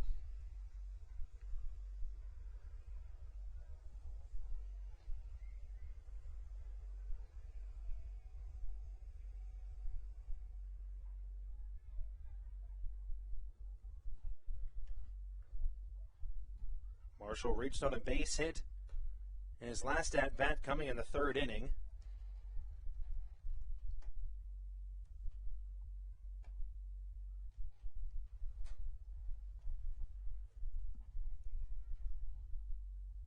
Marshall with the 1-0 pitch. This one fouled off to the right side. Count runs even at 1 ball and 1 strike to the catcher. We normally see Jake Marshall in a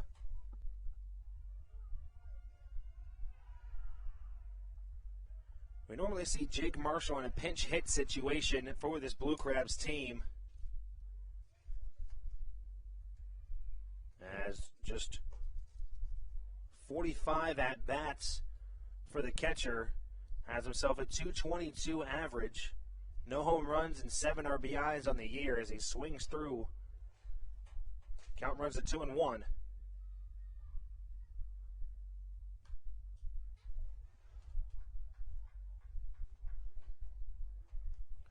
As he fouls the 2-1 pitch off, the count runs even at 2 balls and 2 strikes.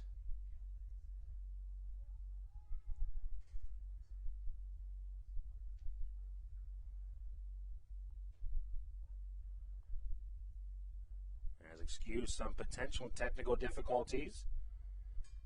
BJ, as we talked about, doing a fantastic job so far. Love having him up here in the booth with us. Jake Marshall looks at a fastball that just misses outside of the zone as the count runs full. 3 balls and 2 strikes to the catcher.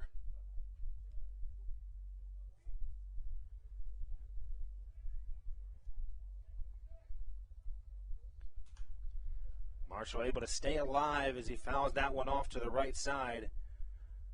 Cooper Cassad has had himself a pretty solid day on the mound so far. As Cassad has 4 innings, has given up just 3 hits, 1 run, 1 earned, 1 walk for him, and 3 strikeouts. As he is holding a 7-2 lead. But a full count to the catcher, Jake Marshall.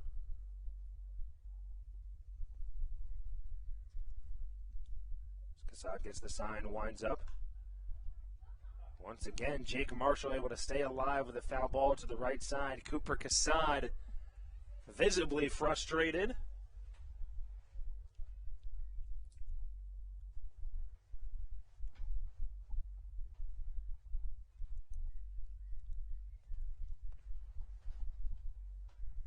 Three and two the count still to Jake Marshall, the catcher.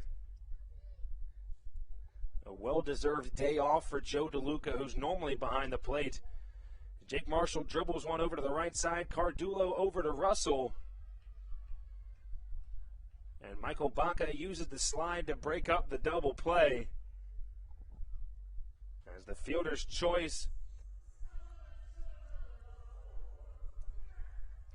The fielder's choice puts Jake Marshall on first base with one away.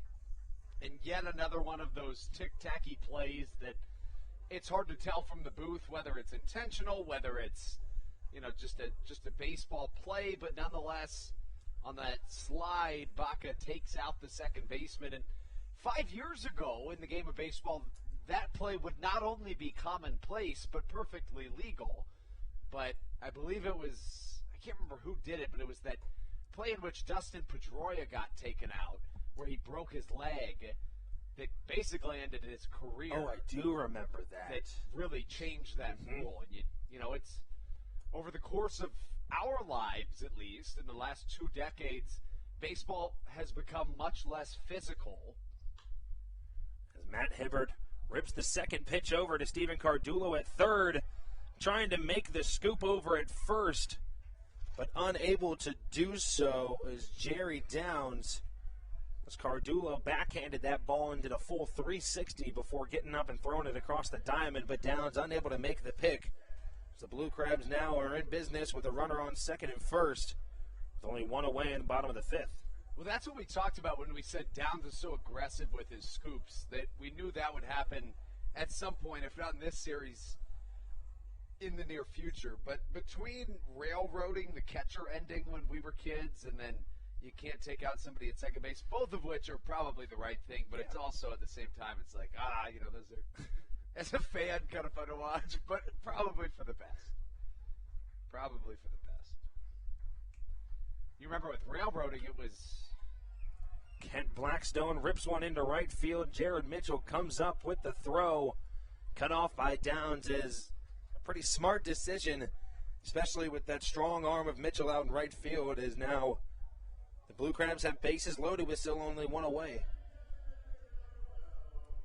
With railroading, it was that Buster Posey injury that ended the ability to just run into the catcher, which at the time it was crazy to think they were taking that out of the game. But if you look back now, can you imagine? That's such a smart move to take that out of the game. It is. That attributes to like so many injuries. Can you imagine watching a baseball game today and just running into the catcher and just running him over, and everyone just like, oh, yep, part of the game. Yeah, right. And if you hit him hard enough to knock the ball out, like you're encouraging the runner to hit the catcher as when you break that rule down, that's really bad. Yeah, if you just kind of hit him like a love tap, it doesn't matter because he's not going to let go of the ball, but.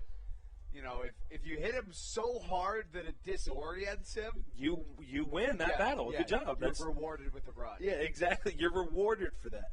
Right. In a sport that's not physical. Yeah, not in any way a physical sport. Not to mention, we talk about in football the defenseless receiver. Yes. A catcher is about as defenseless as a receiver as you can possibly get. Especially if there's obviously no chance they're looking at you running down the line because they're worried about the throw. A, they're not moving, but B, they have no clue where you are. The designated hitter, Ruby Silva, now at the plate after Kent Blackstone's base hit. If there's any guy to help the Blue Crabs out in a bases-loaded one-out situation, it's the one at the plate, Ruby Silva. 2 for 2 on the day. Base hits coming in the first and the third inning.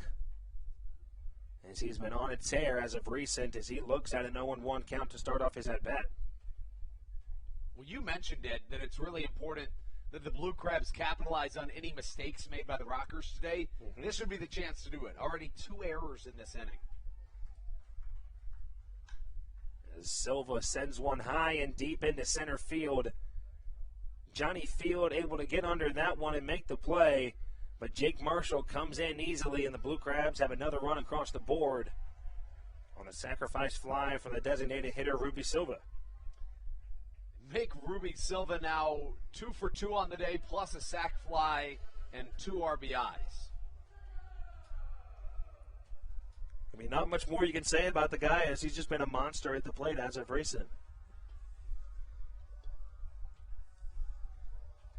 That brings up the third baseman, Josh McAdams, who's 0 for 1 on the day and struck out looking back in the third and walked and was left on first base back in the first inning.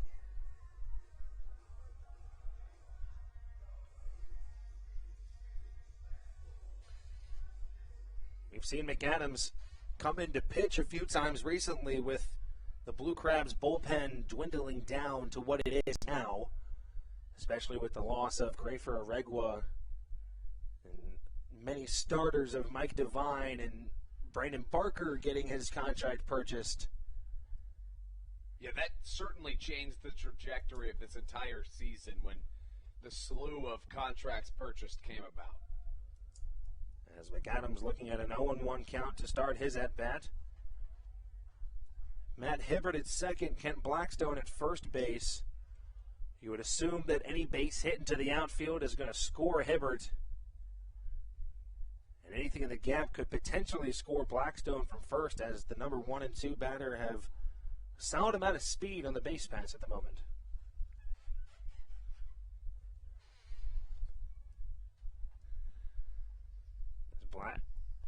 As McAdams fouls one off to the left side. He's looking at an 0-2 count. Cooper Cassad still pretty dominant on the mound so far, holding a 7-2 lead.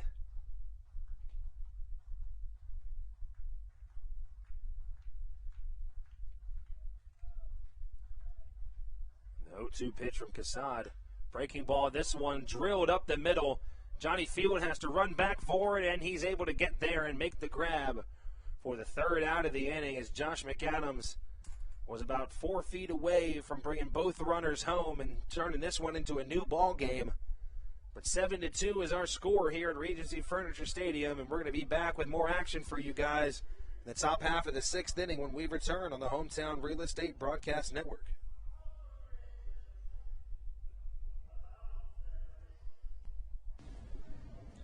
This is Carlos Diaz, and you are listening to the Hometown Real Estate Broadcast Network. Good. American Radiology is the clear choice for all of your medical imaging needs. With locations in Charles and Calvert counties, they offer a full range of imaging services. Some of their latest innovations included 3D mammography and wide-open MRIs for our claustrophobic patients.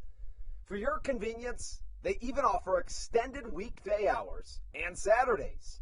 For more information or to schedule an appointment, visit their website at AmericanRadiology.com. When you're in the market to buy or sell a home, call Tony McClure of Century 21 New Millennium and his Grand Slam team, the realtor of the Southern Maryland Blue Crabs since our first season in 2008. Tony and his team of preferred partners includes Tim Murphy of CNF Mortgage and Steve Scott of the Scott Law Group. Together, they will ensure that your real estate needs are nothing short of a grand slam. The quality service you will receive is Hall of Fame worthy. Put Tony's 41-plus years of experience to work for you. Call or text Tony today at 301-928-1280 for your personal grand slam experience. Go Blue Crabs.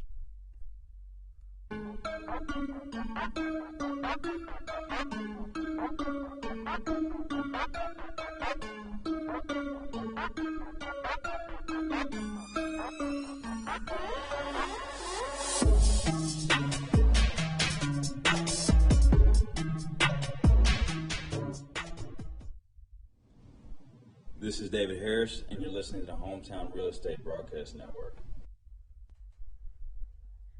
Top of the 6th inning at Regency Furniture Stadium.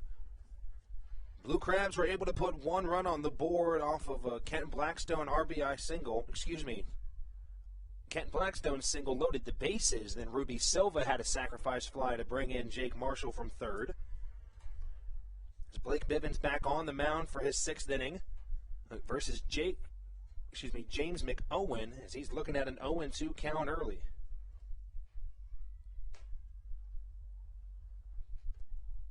The 0-2 pitch, this one misses outside of the zone as the count runs to 1-2 to McOwen. The left fielder 0 for 2 on the day so far, is grounded out twice. Has a breaking ball in on the hands. That one misses the zone as well as the count runs to 2-2.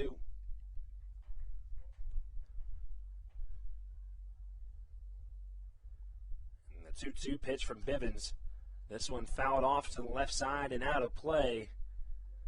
And over the concourse here at Regency Furniture Stadium, as we're going to stay at a 2-2 count.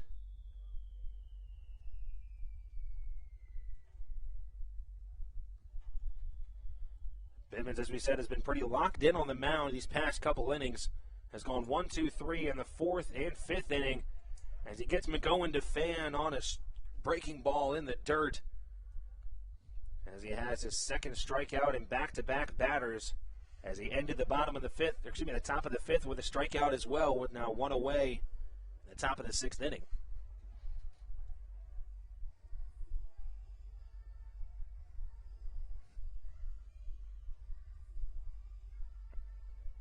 Randy Norris, the designated hitter, here now at the plate.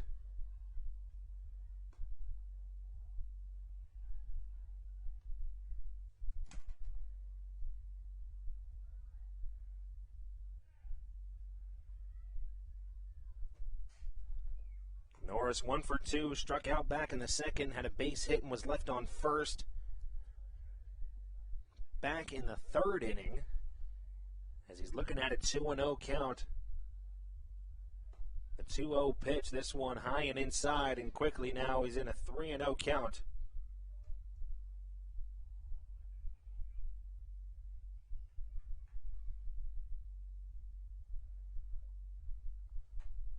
The 3-0 pitch from Bivens. Fastball down the middle as expected, but that one misses the zone. Guess it was a little bit low. That one missed the zone for ball 4, and now the Rockers have a runner on with 1 away.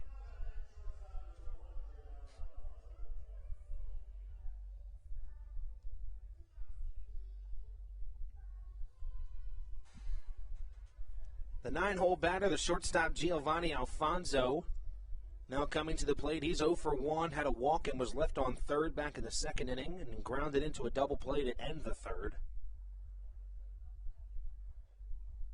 As the first pitch he sees is a fastball way inside for ball 1. Alfonso in yesterday's matchup, he was 1 for 4, had 1 RBI. He has a 283 average so far. As he swings and sends one high into right field. Cesar Trejo able to get to that one easily for the 2nd out of the inning.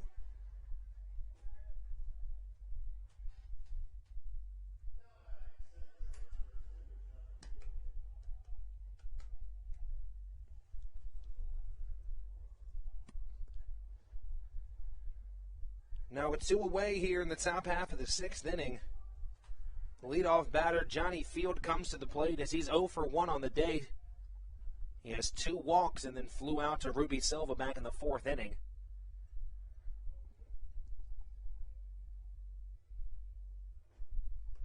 As the first pitch Field sees looked to be a changeup.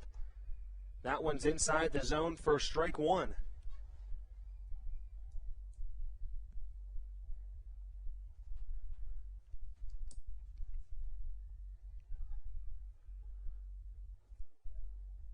Norris at first with 2 away. Comes an 0-1 pitch to Field, check swing.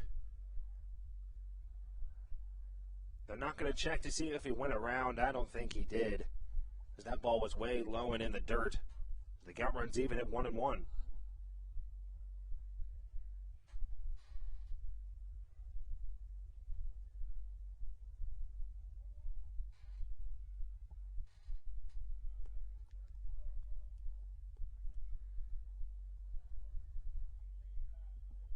1-1 the count to the leadoff batter, Johnny Field.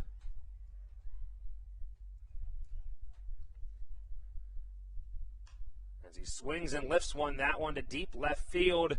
Jake Lucci on the warning track, and he's able to get that one in his glove for the third out of the inning. As Blake Bivens, after letting up 7 runs in the first 3 innings, he's gone 1-2-3 in the 4th, 1-2-3 in the 5th, and just walked 1 batter, but went 1-2-3 otherwise in the 6th inning, as he has been locked in on the mound ever since. As Alex Crosby, Cesar Trejo, and Jake Lucci leading things off for the Blue Crabs when we head into the bottom half of the 6th inning. We'll be right back with more action for you guys when we return on the Hometown Real Estate Broadcast Network. This is Jake Lucci, and you're listening to the Hometown Real Estate Broadcast Network. Dyson Building Center is one of the oldest family-owned and operated hardware, lumber, and building supply stores in Southern Maryland. They are located in St. Mary's County on Route 5 in Great Mills. Dyson's has an expansive and diverse inventory to help you with all of your home improvement and project needs. Whether you're new to the world of DIY, a tried and true DIY professional, or somewhere in between, the friendly and experienced staff at Dyson Building Center is ready and willing to help you today. In February of 2020, Regency Furniture Stadium and the Southern Maryland Blue Crabs were given what we view as an honor, being named the 4th mass vaccination site in the state of Maryland. Here's a message from Regency Furniture about the honor that it has been and still is to be one of Maryland's mass vaccination sites, getting our community back to safety.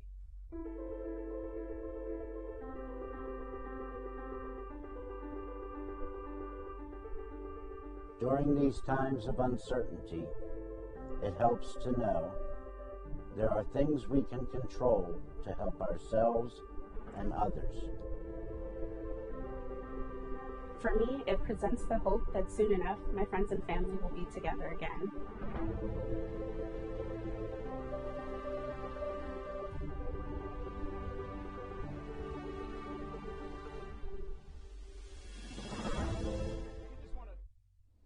This is Jake Marshall, and you're listening to the Hometown Real Estate Broadcast Network.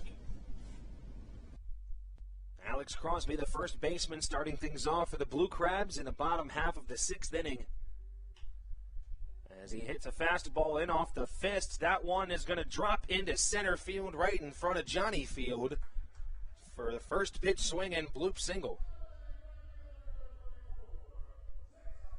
It's just the second time in this ballgame that the Blue Crabs have started an inning with a hit. The other time was all the way back in the 3rd inning. The Blue Crabs scored in that frame. There was one more inning in which Southern Maryland reached base to start off a frame, but it was on an error. They also scored in that inning. So it's a good sign that we've seen to this point.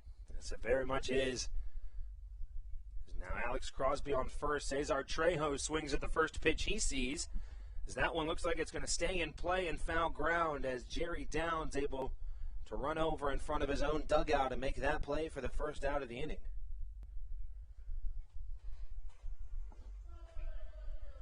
Left fielder Jake Lucci now coming to the plate. He's 0 for 2 on the day so far with a strikeout coming back in the 2nd inning.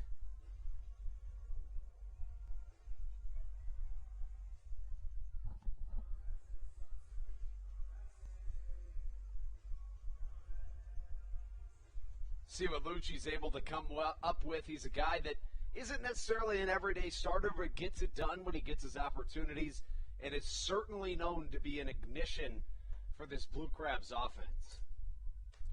Lucci looks at a first pitch fastball in the zone for strike 1.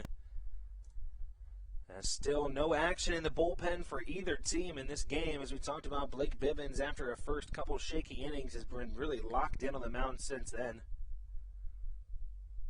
0-1 pitch to Lucci. He fouls that one off to the right side as he has an 0-2 count.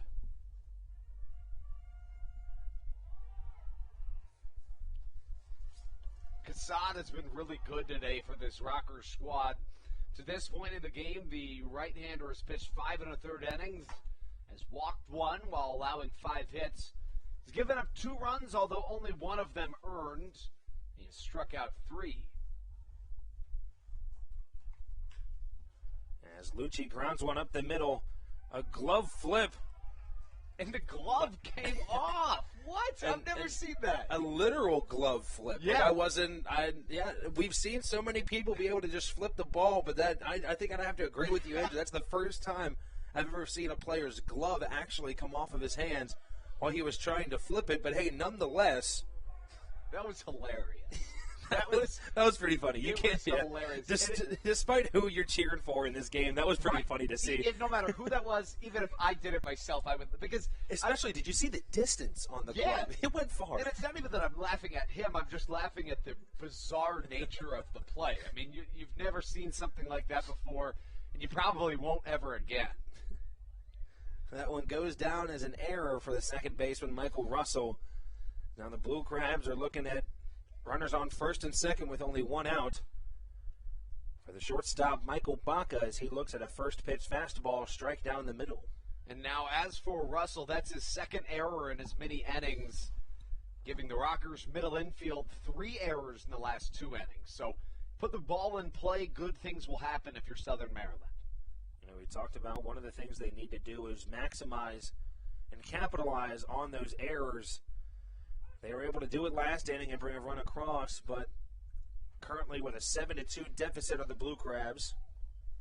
As Michael Baca looks at the second pitch, another one in there for strike 2.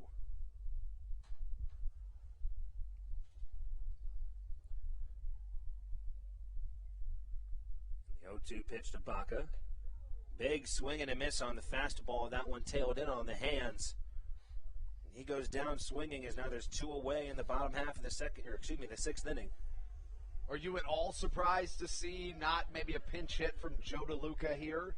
Despite Marshall's bat being good all year and today, DeLuca's the everyday guy, and it's a big situation. You know, DeLuca is the everyday guy. I think if this game was a closer game in this situation we're in right now, I think we could see a potential pinch hit from Joe DeLuca.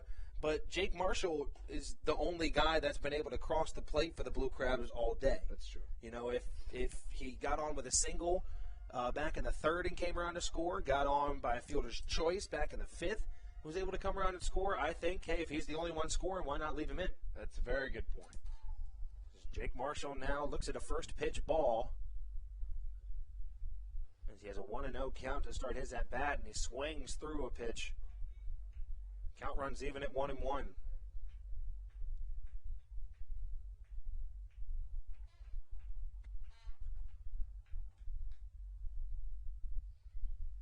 One and one the count to Marshall.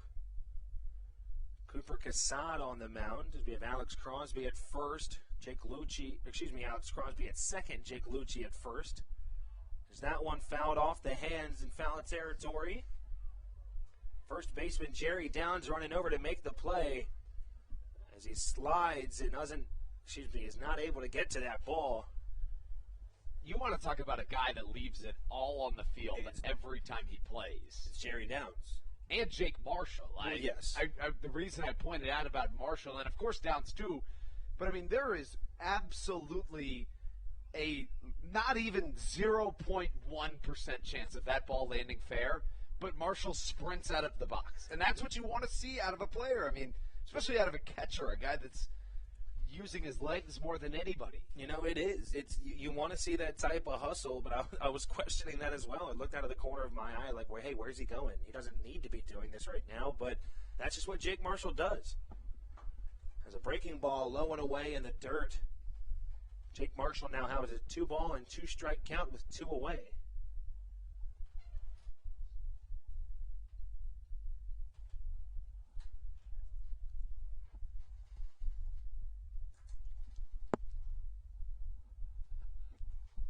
Two and two the count to the catcher Marshall. Pitch from Cooper Cassad. A big swing as he grounds that one over to Giovanni Alfonso, as all he has to do is throw it to Michael Russell at second base. And they're able to get out of that inning without letting up a run. The Blue Crabs get a base hit, and then get on with an error, but unable to bring anyone across as we head into the top half of the 7th inning. Andrew Bandstra back on the call when we return with more action on the Hometown Real Estate Broadcast Network. This is Joe DeLuca, and you're listening to the Hometown Real Estate Broadcast Network. Whether it's Chris Paul, Cliff Paul, Aaron Rodgers, or even the son of a former Blue Crab, Patrick Mahomes, you've seen many athletes endorsing State Farm. That's because your State Farm agent has your back through good times and not so good times. That's why all the Blue Crabs, Daryl Thompson and the whole team, trust State Farm with their insurance needs. State Farm is the company people have trusted for over 99 years to help life go right. Call your local State Farm agent, Greg Conklin, today at 240-776-4289. When you're in the market to buy or sell a home, call Tony McClure of Century 21 New Millennium and his Grand Slam team, the realtor of the Southern Maryland Blue Crabs since our first season in 2008. Tony and his team of preferred partners includes Tim Murphy of CNF Mortgage and Steve Scott of the Scott Law Group. Together, they will ensure that your real estate needs are nothing short of a grand slam. The quality service you will receive is Hall of Fame worthy. Put Tony's 41-plus years of experience to work for you. Call or text Tony today at 301-928-1280 for your personal Grand Slam experience. Go Blue Crabs.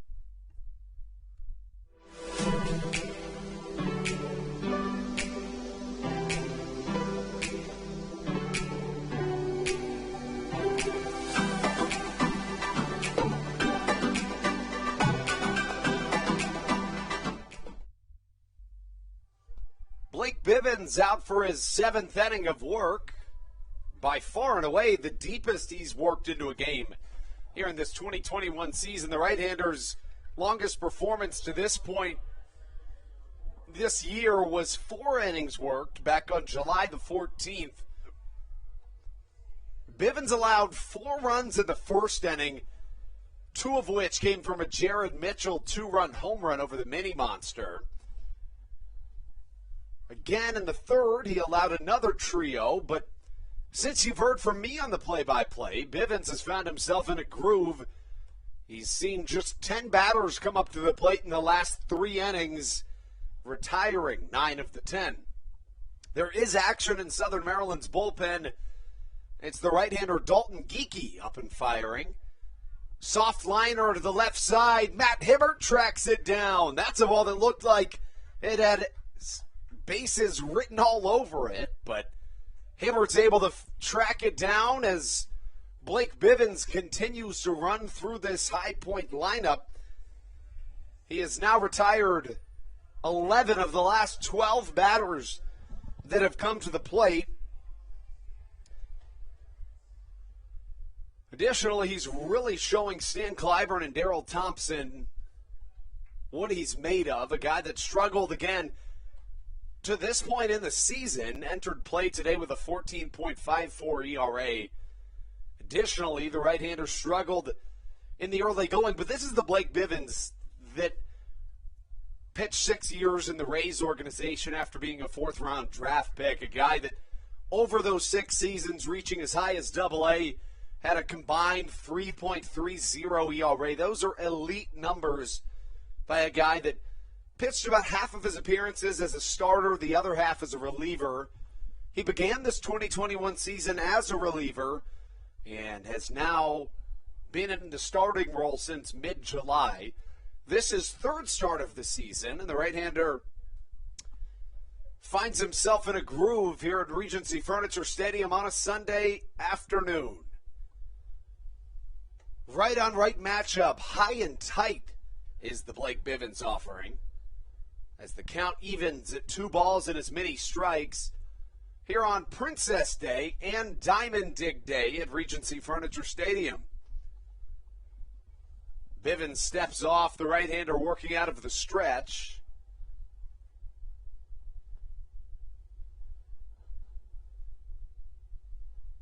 The 2-2. An off-speed pitch that grazes the dirt and bounces off the heel of the glove of Jake Marshall to run this count full at 3 balls and 2 strikes. Marshall and Ruby Silva, the combination of those two, have resulted in all of the Blue Crabs offense to this point on this Sunday afternoon game.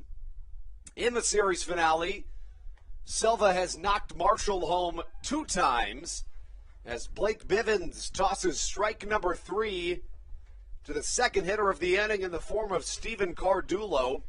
After forcing a flyout to Michael Russell, Bivens is looking awfully good, and it wouldn't shock me to see him work into the 8th. I mean, this is the exact thing that we kept talking about, Stevie, mostly off air, but, I mean, obviously somewhat on air is the prototype for Blake Bivens would be Colton Mahoney, right? I think so. A guy that also struggled mightily at the start of this year, but his numbers from previous years give you every reason in the world to keep putting him back out there. And once Mahoney found his groove, he won 4 straight, and it looks like Blake Bivens is finally finding that newfound confidence against one of the best hitting teams in this Atlantic League. Facing off against Jerry Downs, a beautiful curveball fools Downs as the count goes to 1 ball and 2 strikes here in the top of the 7th. You know, we also talk about Blake Bivens. I think we can compare him a little bit to kind of what we were talking about yesterday with Carl Bryce. You know, with adding Bryce to this team, we aren't looking for a guy necessarily to go deep into these games, and we've learned from a past, As the ball lofts towards right center field, Matt Hibbert catches for out number 3. But as I was saying, we're not necessarily, we learned from, Blake's earlier starts in the season. He's not necessarily the guy that's known to go 8-9 innings in full games of, throughout the whole game. And I think he's been doing well so far.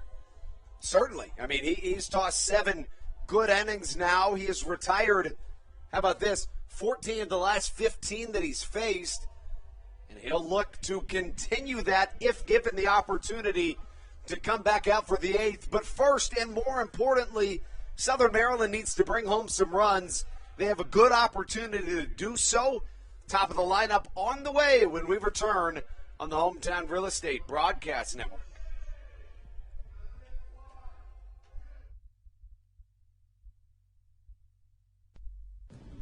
This is Matt Latos, and you're listening to the Hometown Real Estate Broadcast Network.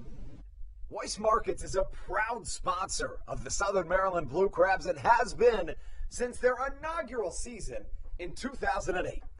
Weiss Markets also presents one of the Blue Crabs' best and most famous promotions every single year. Kids can get in free to every single Blue Crabs game of every single year simply by wearing a jersey thanks to Weiss Markets. Weiss Markets can help you with all of your game day needs for a great price. Stop in at your local Weiss today. Eat better, spend less. That's wise. Weiss Markets is a proud sponsor of the Southern Maryland Blue Crabs. When you need a win on the road, don't get left stranded. Make AAA part of your roster and you'll always have someone on deck ready to get you home. AAA also offers car care, insurance, and travel services and has stores conveniently located for Blue Crabs fans in Brandywine, Crofton, and Alexandria. Don't forget to ask them about membership discounts for military and first responders. Please visit AAA.com to learn more or to find a AAA location near you.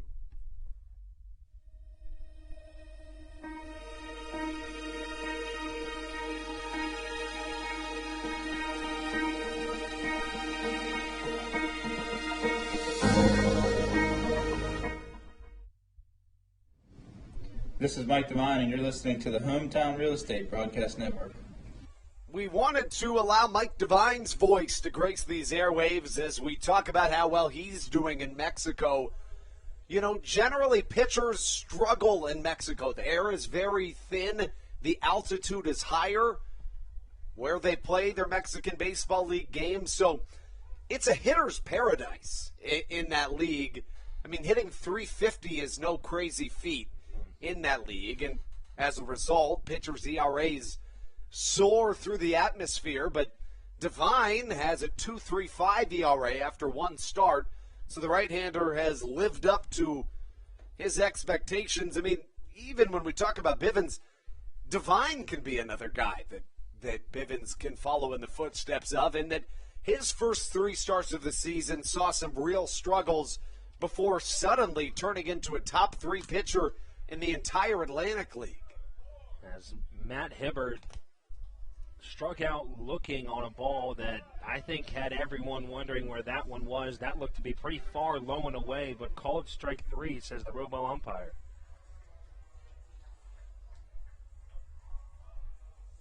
So that brings up Kent Blackstone with 1 down here in the bottom half of the 7th inning.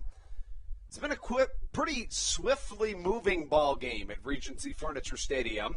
Blackstone, 2-hopper up the middle. Alfonso in motion finds himself recording out number 2.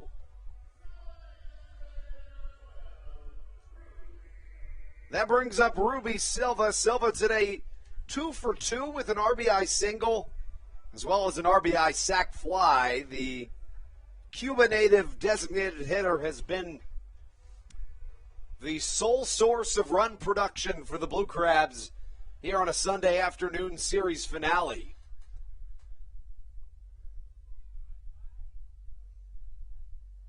Silva calls time, steps back out, now he's back in. The left-hander does something with his baseball pants, as you can see, that is becoming less and less commonplace in the game of baseball today. Silva's 32 years old, so he's still a part of the end of the generation that often put their baseball pants over the heels of their cleats, which I think that most kids today would look at and be like, what is that? But I did that growing up, probably until I got into high school was when I stopped doing that. Silva waves the bat above his head with his red batting gloves to match his red Maryland-themed Blue Crabs jersey. Fans on a curveball from Cooper Cassad, who's now into his 7th inning of action. The count 2 balls and 2 strikes, and all indications point towards Blake Bivens' day being over. As Dalton Geeky stands by the foul line. Another curveball, and Silva is retired on strikes. He's actually retired for the first time all day today. As 7 innings of baseball have come and gone here at Regency Furniture Stadium. The score 7-2. When we come back, Dalton Geeky on the mound for your Blue Crabs here on the Hometown Real Estate Broadcast Network.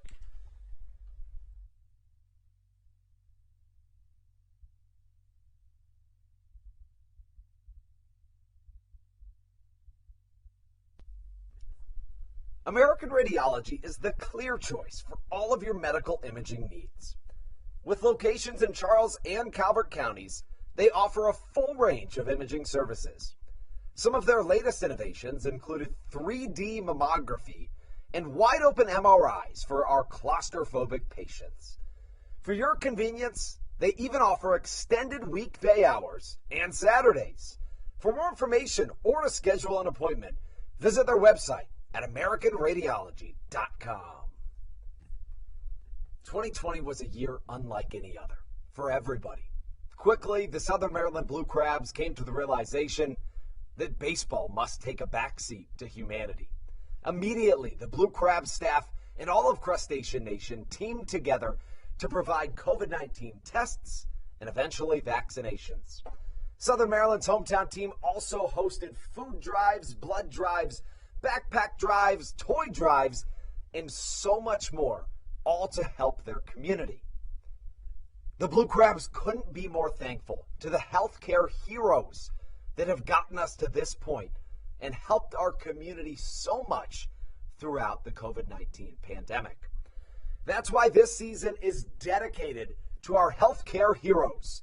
Each Saturday night, we will have a healthcare hero, a local healthcare professional, throw out the first pitch of the game and be honored. That's why in 2021, all season long, healthcare professionals get $5 tickets to every single Blue Crabs game. Thank you so much, healthcare hero. This is Coach Doug's, and you're listening to the Hometown Real Estate Broadcast Network. Well, that one will never get old. I will always love listening to that. Always. I did, however, misspeak. I said Dalton Geeky, whereas it's Ty Tracy coming into the game for the Southern Maryland Blue Crabs. Steve will pull up the numbers on the right-hander after this incoming pitch that'll go towards Stuart Levy. Levy finds himself 0 for 3 today, but has driven in a run and came on a fielder's choice. We've seen Ty Tracy in just 3 appearances here for the Blue Crabs since joining the team. Talking the more recent one was the rough appearance he had against Gastonia. It was a game where we were running out of reliefs. Gastonia really just had his number the whole game, and they couldn't take him out of the game. They had really no one else to put in. So far this year, Tracy 0-0 with a 21.6 ERA. He gave up 9 hits, 9 runs, 8 earned, and has given up 1 home run in just 3 1/3 innings of work so far this season. Tracy coming back with another pitch to Stuart Levy that misses upstairs as the count goes to 2 balls and 2 strikes. We are fresh off our second highest attendance of the year. And with that being said, as a bloop shot to center retires Stuart Levy for out number 1. With that being said, I'd like to give a special shout out to the best team in all of baseball, Team Home Run, who did a fantastic job setting up that night. Of course, BJ Harris, our producer, was on that team. Abby Quirk, Preston Benton. Additionally, on our squad, we've got Big Rich in the building. So an incredible feat. Richard Morris, I should say. But an absolutely fun team to work with that did a great job. Ty Tracy covering at first, and BJ pointing to me, wanting me to point out that I was also on that team. Tracy retires out number 2 of the inning. Top of the 8th action here at Regency Furniture Stadium, a Sunday matinee as your Blue Crabs cap off a 6-day, 7-game homestand. This is game number 52 of the first half and of the season. Southern Maryland this season in day games is just 3-4, so just the 8th time the Blue Crabs have played during the day. Due to COVID, we don't have quite as many midday games as Michael Baca fields it off of second base. Nearly has a SportsCenter top 10 highlight play. Did you catch that? I did, and Michael Baca reacted the way I reacted. You know, the ball hit hard up the middle. You know he's not going to get to it, so you're just like, all right, this play, whatever, base hit. And then the ball bounced off of the bag directly at Michael Baca's chest. That's not something you see all that often. No, it's not.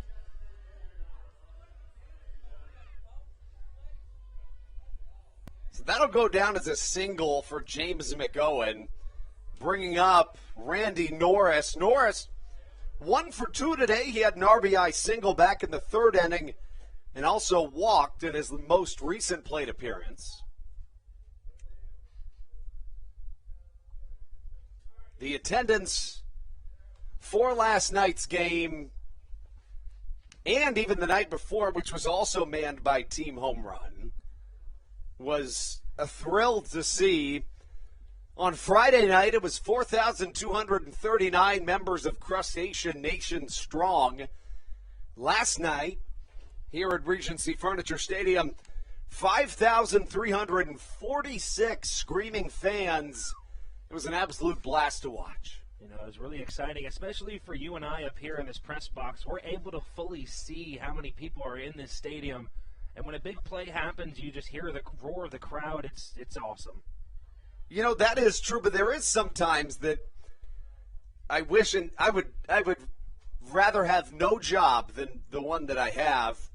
But there is sometimes I wish just for a moment I could pop down onto the concourse to see the buzz that's going on down there. Agreed. You know, we work so hard on these promotional nights and things of that nature. We also work so hard preparing for the broadcast, but every once in a while, you just kind of want to see what that atmosphere is like down there. You know, there was one time during the game, I mean, I can say, I'm pretty sure it was opening day. There was a time where I had to leave the booth. I was able to go down there, and I got really excited. You know, this was the first real baseball experience I've had in a stadium since COVID happened, and opening day, nothing will ever top that day. A walk drawn by Randy Norris. You know, one time we could go broadcast from the concourse. I would love that. That'd be really fun. Are you saying like we set up near the best seat to the house and we do it like down there, or yeah, where? We could do it there. We could do it on the first or third base side. We could do it from the picnic deck. That would be fun. We've talked about doing that before because, or at least me and another intern we have, Kevin Mitchell, have talked about doing this because we want to get another camera to have put right out in the center field or even on top of the picnic deck. That'd be really That's cool. an awesome angle to have. It would be really cool. The only thing is I think you and me might melt because we're so used to being up in this air conditioning. And we're already naturally pretty sweaty. Yeah, we perspire more often more than than others. the average bear. Yeah, it's true. It's true. But no, that'd be really fun. I think we would have the idea and like get it going and get excited to do it and then realize like we would actually think about the heat again and we'd be like, yeah, no. Or the rain would be could, another issue. Well, we'd be under the concourse, I feel like. I feel like whatever we do, we have to make sure we're under something. That's true. But the issue with that becomes that if you're under the concourse, you likely aren't close enough to see the field, right? Because if you're that far back, you can't see over the railing. Line shot to center. Matt Hibbert comes up with it, likely scores a run and does. Hibbert throws to second as an RBI single drops from the bat of Giovanni Alfonso, making it an 8-2 game with 2 away here in the top of the 8th inning.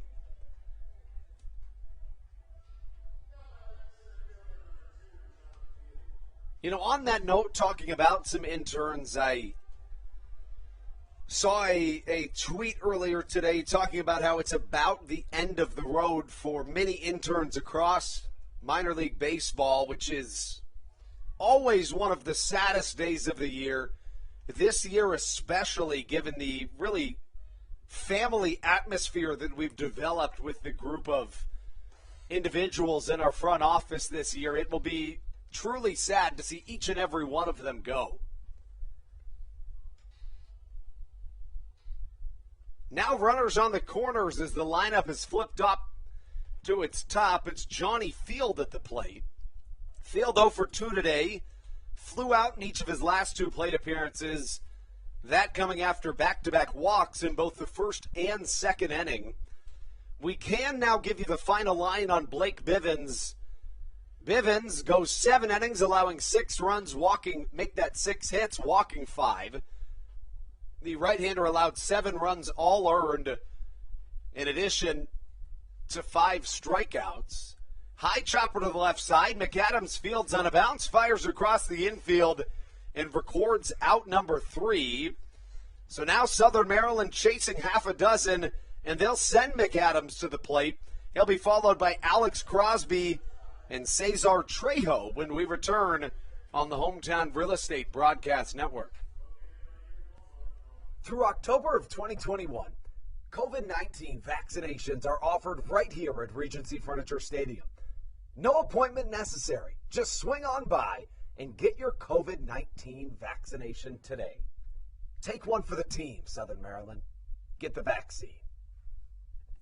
Dyson Building Center is one of the oldest family-owned and operated hardware, lumber, and building supply stores in Southern Maryland. They are located in St. Mary's County on Route 5 in Great Mills. Dyson's has an expansive and diverse inventory to help you with all of your home improvement and project needs. Whether you're new to the world of DIY, a tried and true DIY professional, or somewhere in between, the friendly and experienced staff at Dyson Building Center is ready and willing to help you today.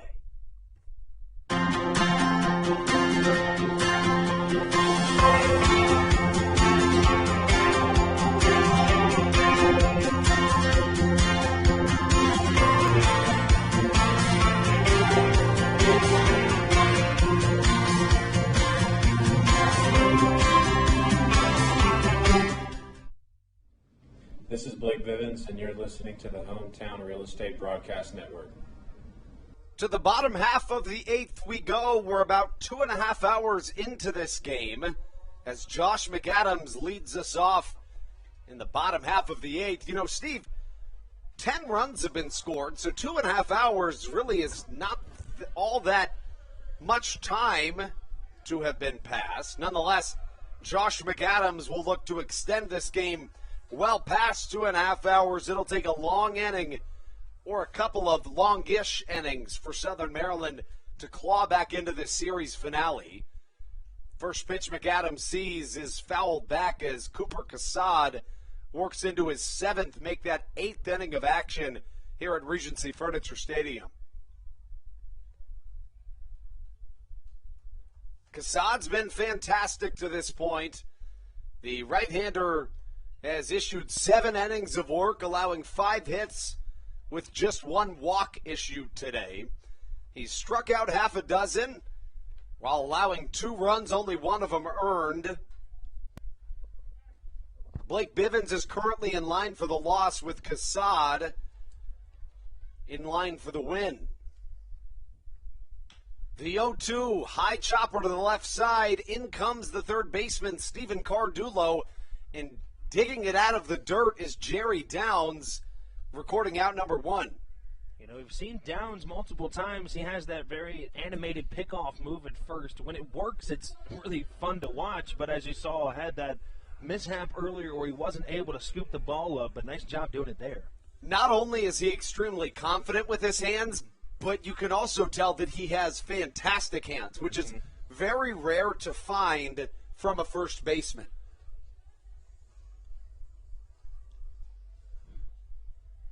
Most first basemen can always get it done, but there's a difference between somebody who has slick hands like a middle infielder and your average first baseman. As a well-struck baseball to center field nearly gets over the head of Johnny Field.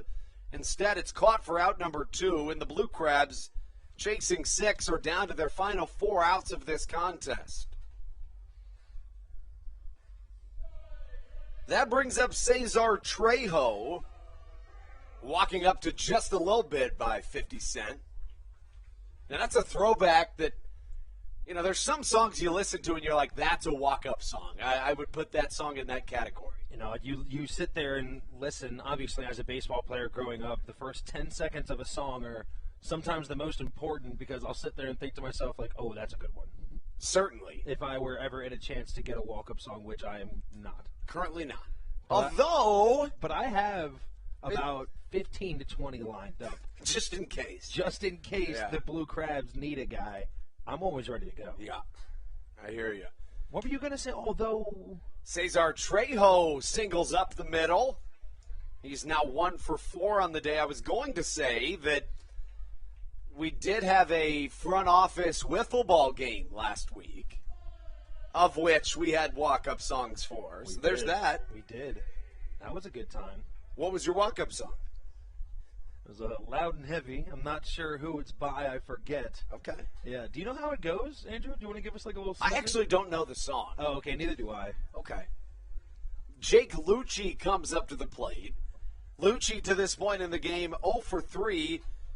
He did reach base in his last plate appearance. Got on from an error by the second baseman, Michael Russell. That was that weird play in which Russell tried to glove flip, and he did glove flip, but his glove came off his hand. Normally when you say glove flip, the ball is the only thing that's supposed to come out of the hand, but his glove sailed about 10 to 15 feet away from him. Jake Lucci swings and fouls the first pitch he sees straight back a little bit to the left. To this point in the contest, the Blue Crabs have scored 2 runs on 6 hits, also 2 errors in the game. The Rockers have scored 8 runs on 8 hits and have recorded 3 defensive lapses in the field. The count 0-2.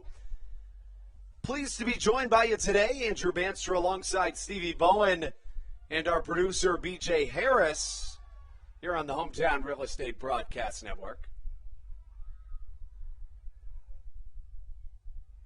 The look in from Cassad, looking to cap off his 8th inning of work. Instead, an off-speed pitch gets past the outstretched glove of Stuart Levy, and Cesar Trejo wisely steals second base in the aftermath of that ball that kind of squeaked off the hand. You know, he had really good reaction time off of that dirt ball read, realized it was going to be curveball as he took off right away.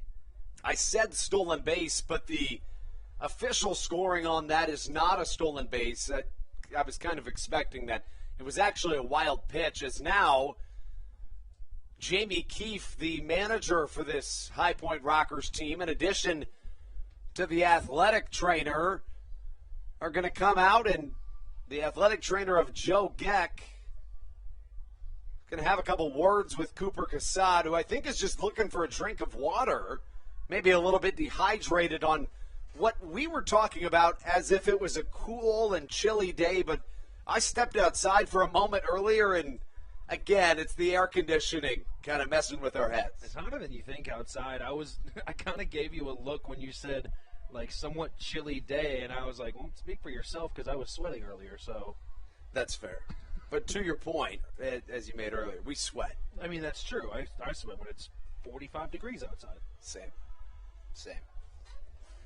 Cooper Cassad looks to be okay after enough water to wet his whistle.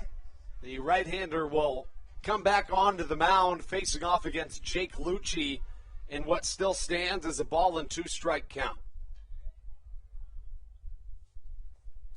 Cassad comes set. The right-hander a look back to second to see Cesar Trejo.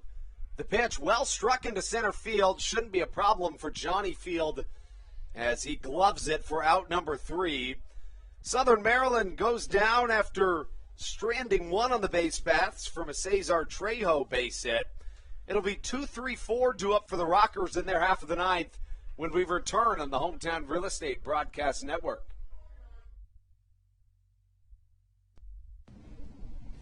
This is Daryl Thompson, and you're listening to the Hometown Real Estate Broadcast Network. In February of 2020, Regency Furniture Stadium and the Southern Maryland Blue Crabs were given what we view as an honor, being named the 4th mass vaccination site in the state of Maryland. Here's a message from Regency Furniture about the honor that it has been and still is to be one of Maryland's mass vaccination sites, getting our community back to safety.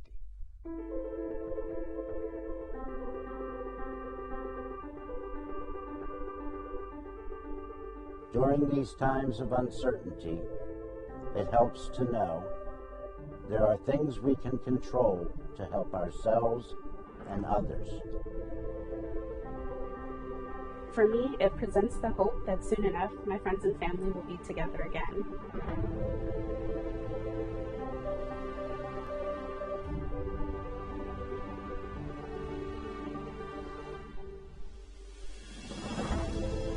I want to take this moment to thank the Maryland National Guard for their support in helping to facilitate and manage the vaccinations here at the Regency Furniture Stadium. We just think it's so important for everyone to do their part, and we're just grateful for their support. Thank you for some of your support, and we're just honored to be a part of the vaccination effort out here and to serve the community.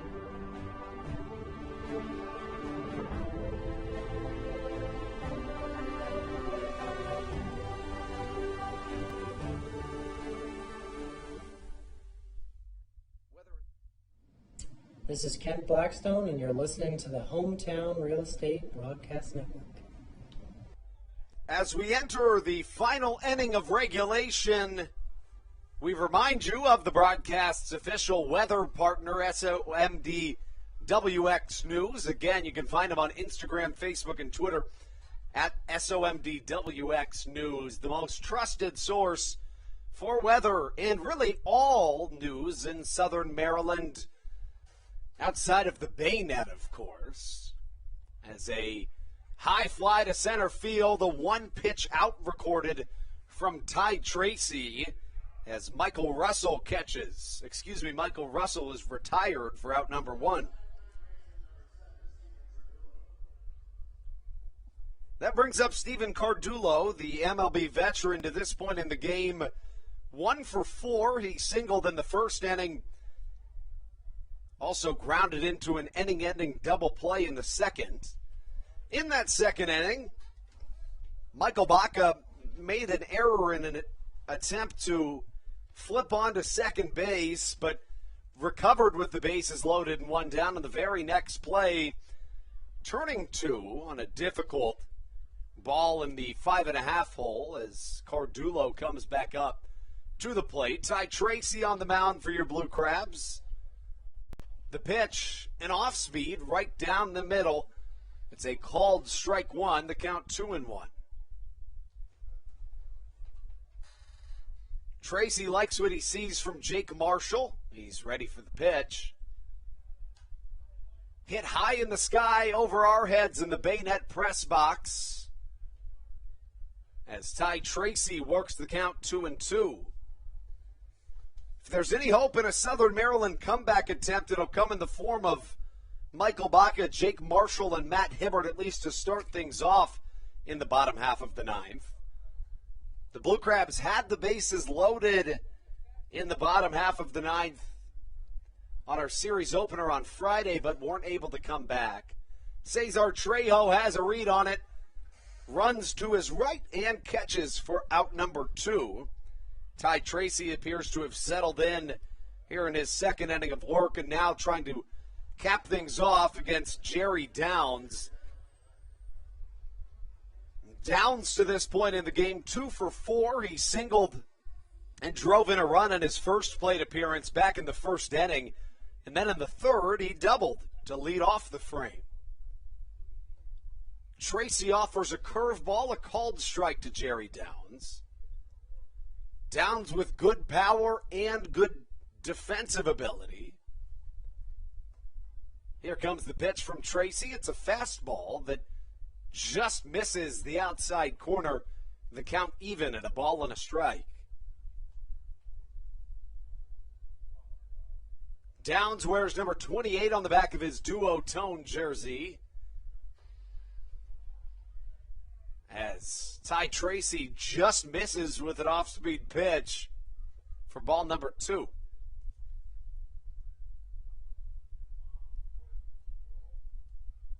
The 2-1, well struck to the right side. Cesar Trejo gives chase, and he snatches a hot shot line drive out of thin air.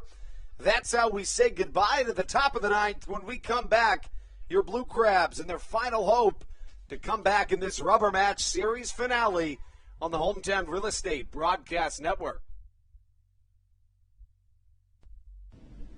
This is Will Decker, and you're listening to the Hometown Real Estate Broadcast Network. All Pawn is Southern Maryland's premier pawn shop and is the official pawn shop of the Southern Maryland Blue Crabs. Stop by and say hello today. They've been a part of the Southern Maryland community for 18 years. If you need some cash to hold you over, or if you're just doing some spring cleaning and want to clear some stuff out, please bring it by All Pawn and let them make you an offer. If you have broken jewelry or some that you just don't want anymore, please bring it by and they'll pay you more than anyone in the Tri-County area. They're located on 301 in White Plains, just south of DeMar Road. Go Blue Crabs! Hey Blue Crabs fans, make sure to visit the All-American Steakhouse and Sports Theater at 35 St. Patrick's Drive, right here in Waldorf, for some great food with great friends. Their steaks are fresh, hand-cut, in-house daily, as well as many other fresh seafood, chicken, and beef options. They offer outdoor and indoor dining, available each and every day, along with the same great menu to go if you would like. Please visit them online at www.theallamericansteakhouse.com. That's www.theallamericansteakhouse.com. You can also visit them on Facebook or Instagram. They have daily specials that you just can't pass up. Thank you, Blue Crabs fans.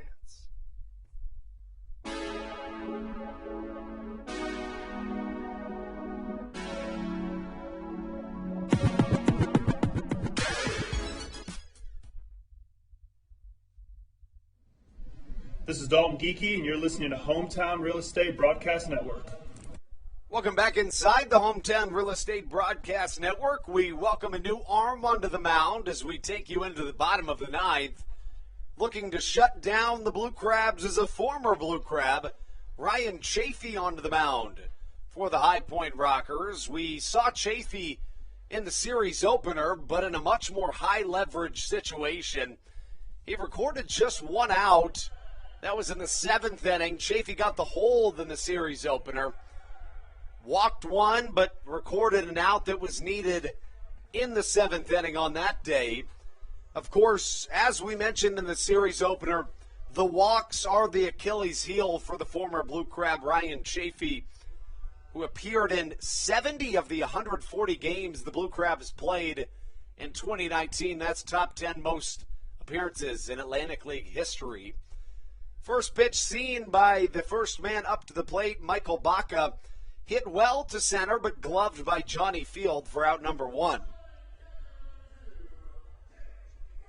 That brings up Jake Marshall. Marshall is 1 for 3 today, although he's reached base in 2 of his 3 times at the plate. Reached on a fielder's choice, singled, and also ended an inning on a fielder's choice. As you mentioned earlier, Steve, he has also scored both of the Blue Crabs' runs to this point. Chafee with the glove at the breast. Preparing to pitch to Jake Marshall. Fastball gets a piece of Marshall's bat, but makes solid contact with the catcher's mask of Stuart Levy. Marshall checks on his counterpart backstop and finds him to be just fine.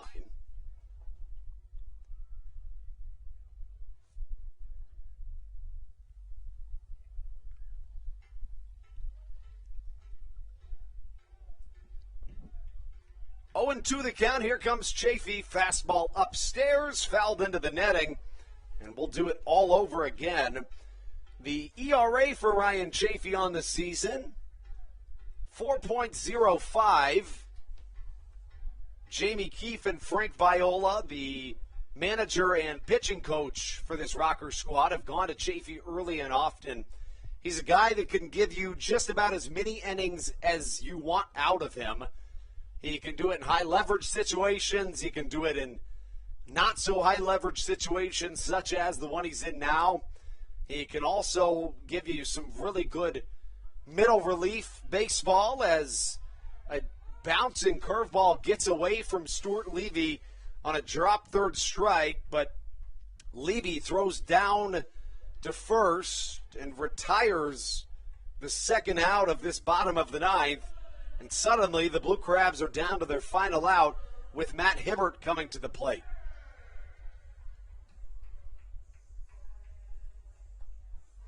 A look across the Atlantic League right now.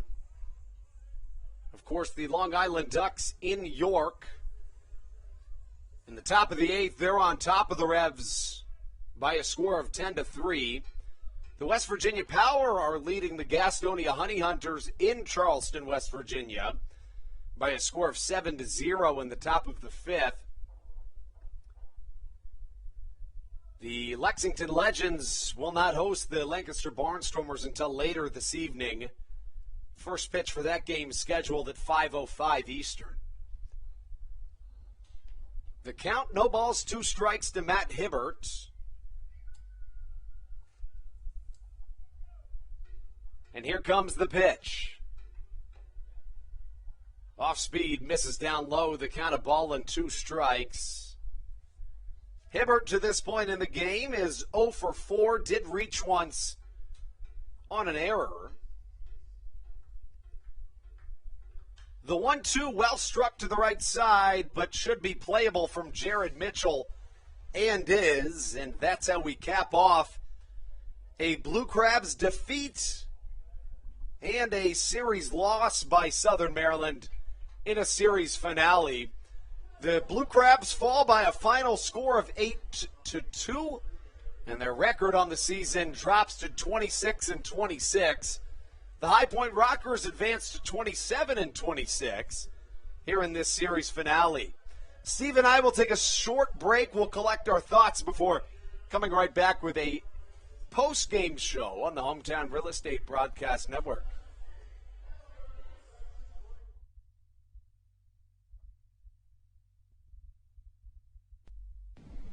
This is Jay Clucci, and you're listening to the Hometown Real Estate Broadcast Network. Dyson Building Center is one of the oldest family-owned and operated hardware, lumber, and building supply stores in Southern Maryland. They are located in St. Mary's County on Route 5 in Great Mills. Dyson's has an expansive and diverse inventory to help you with all of your home improvement and project needs. Whether you're new to the world of DIY, a tried and true DIY professional, or somewhere in between, the friendly and experienced staff at Dyson Building Center is ready and willing to help you today.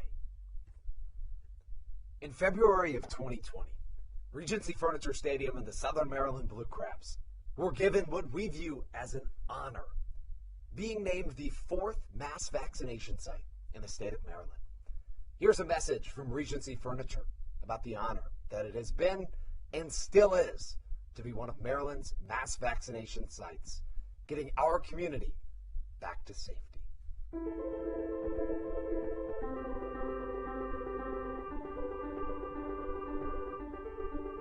During these times of uncertainty, it helps to know there are things we can control to help ourselves and others. For me, it presents the hope that soon enough my friends and family will be together again.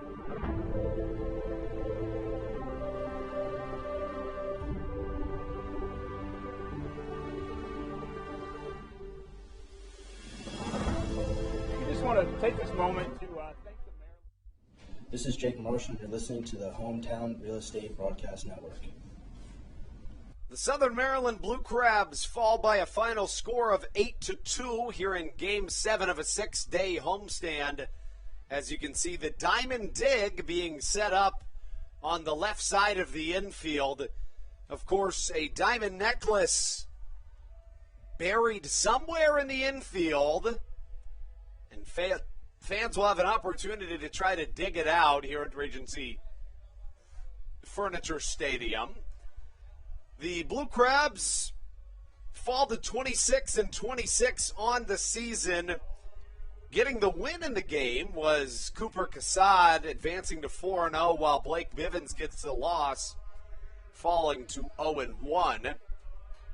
Ruby Silva knocked in both runs for the Blue Crabs in this game. He went 2 for 3, driving in 2 runs. Only 2 multi-hit games for the High Point Rockers. Jerry Downs goes 2 for 5 with a run scored, a double, and an RBI. While Jared Mitchell goes 2 for 4 with a 2-run home run and 4 RBIs on the day. The Blue Crabs, after today, will head to Long Island for a critical 3-game stretch. They'll then go to Lancaster for 3 before returning to Southern Maryland on August the 3rd for an incredibly important final game of the first half. That's how we sign off from a series defeat between the Blue Crabs and the High Point Rockers. For our producer, BJ Harris, and Stevie Bowen, I'm Andrew Banstra, thanking you for tuning in, as always, to the Hometown Real Estate Broadcast Network from the Bayonet Press Box. Thank you to all of our sponsors for making this possible. And as always, let's go Blue Crabs.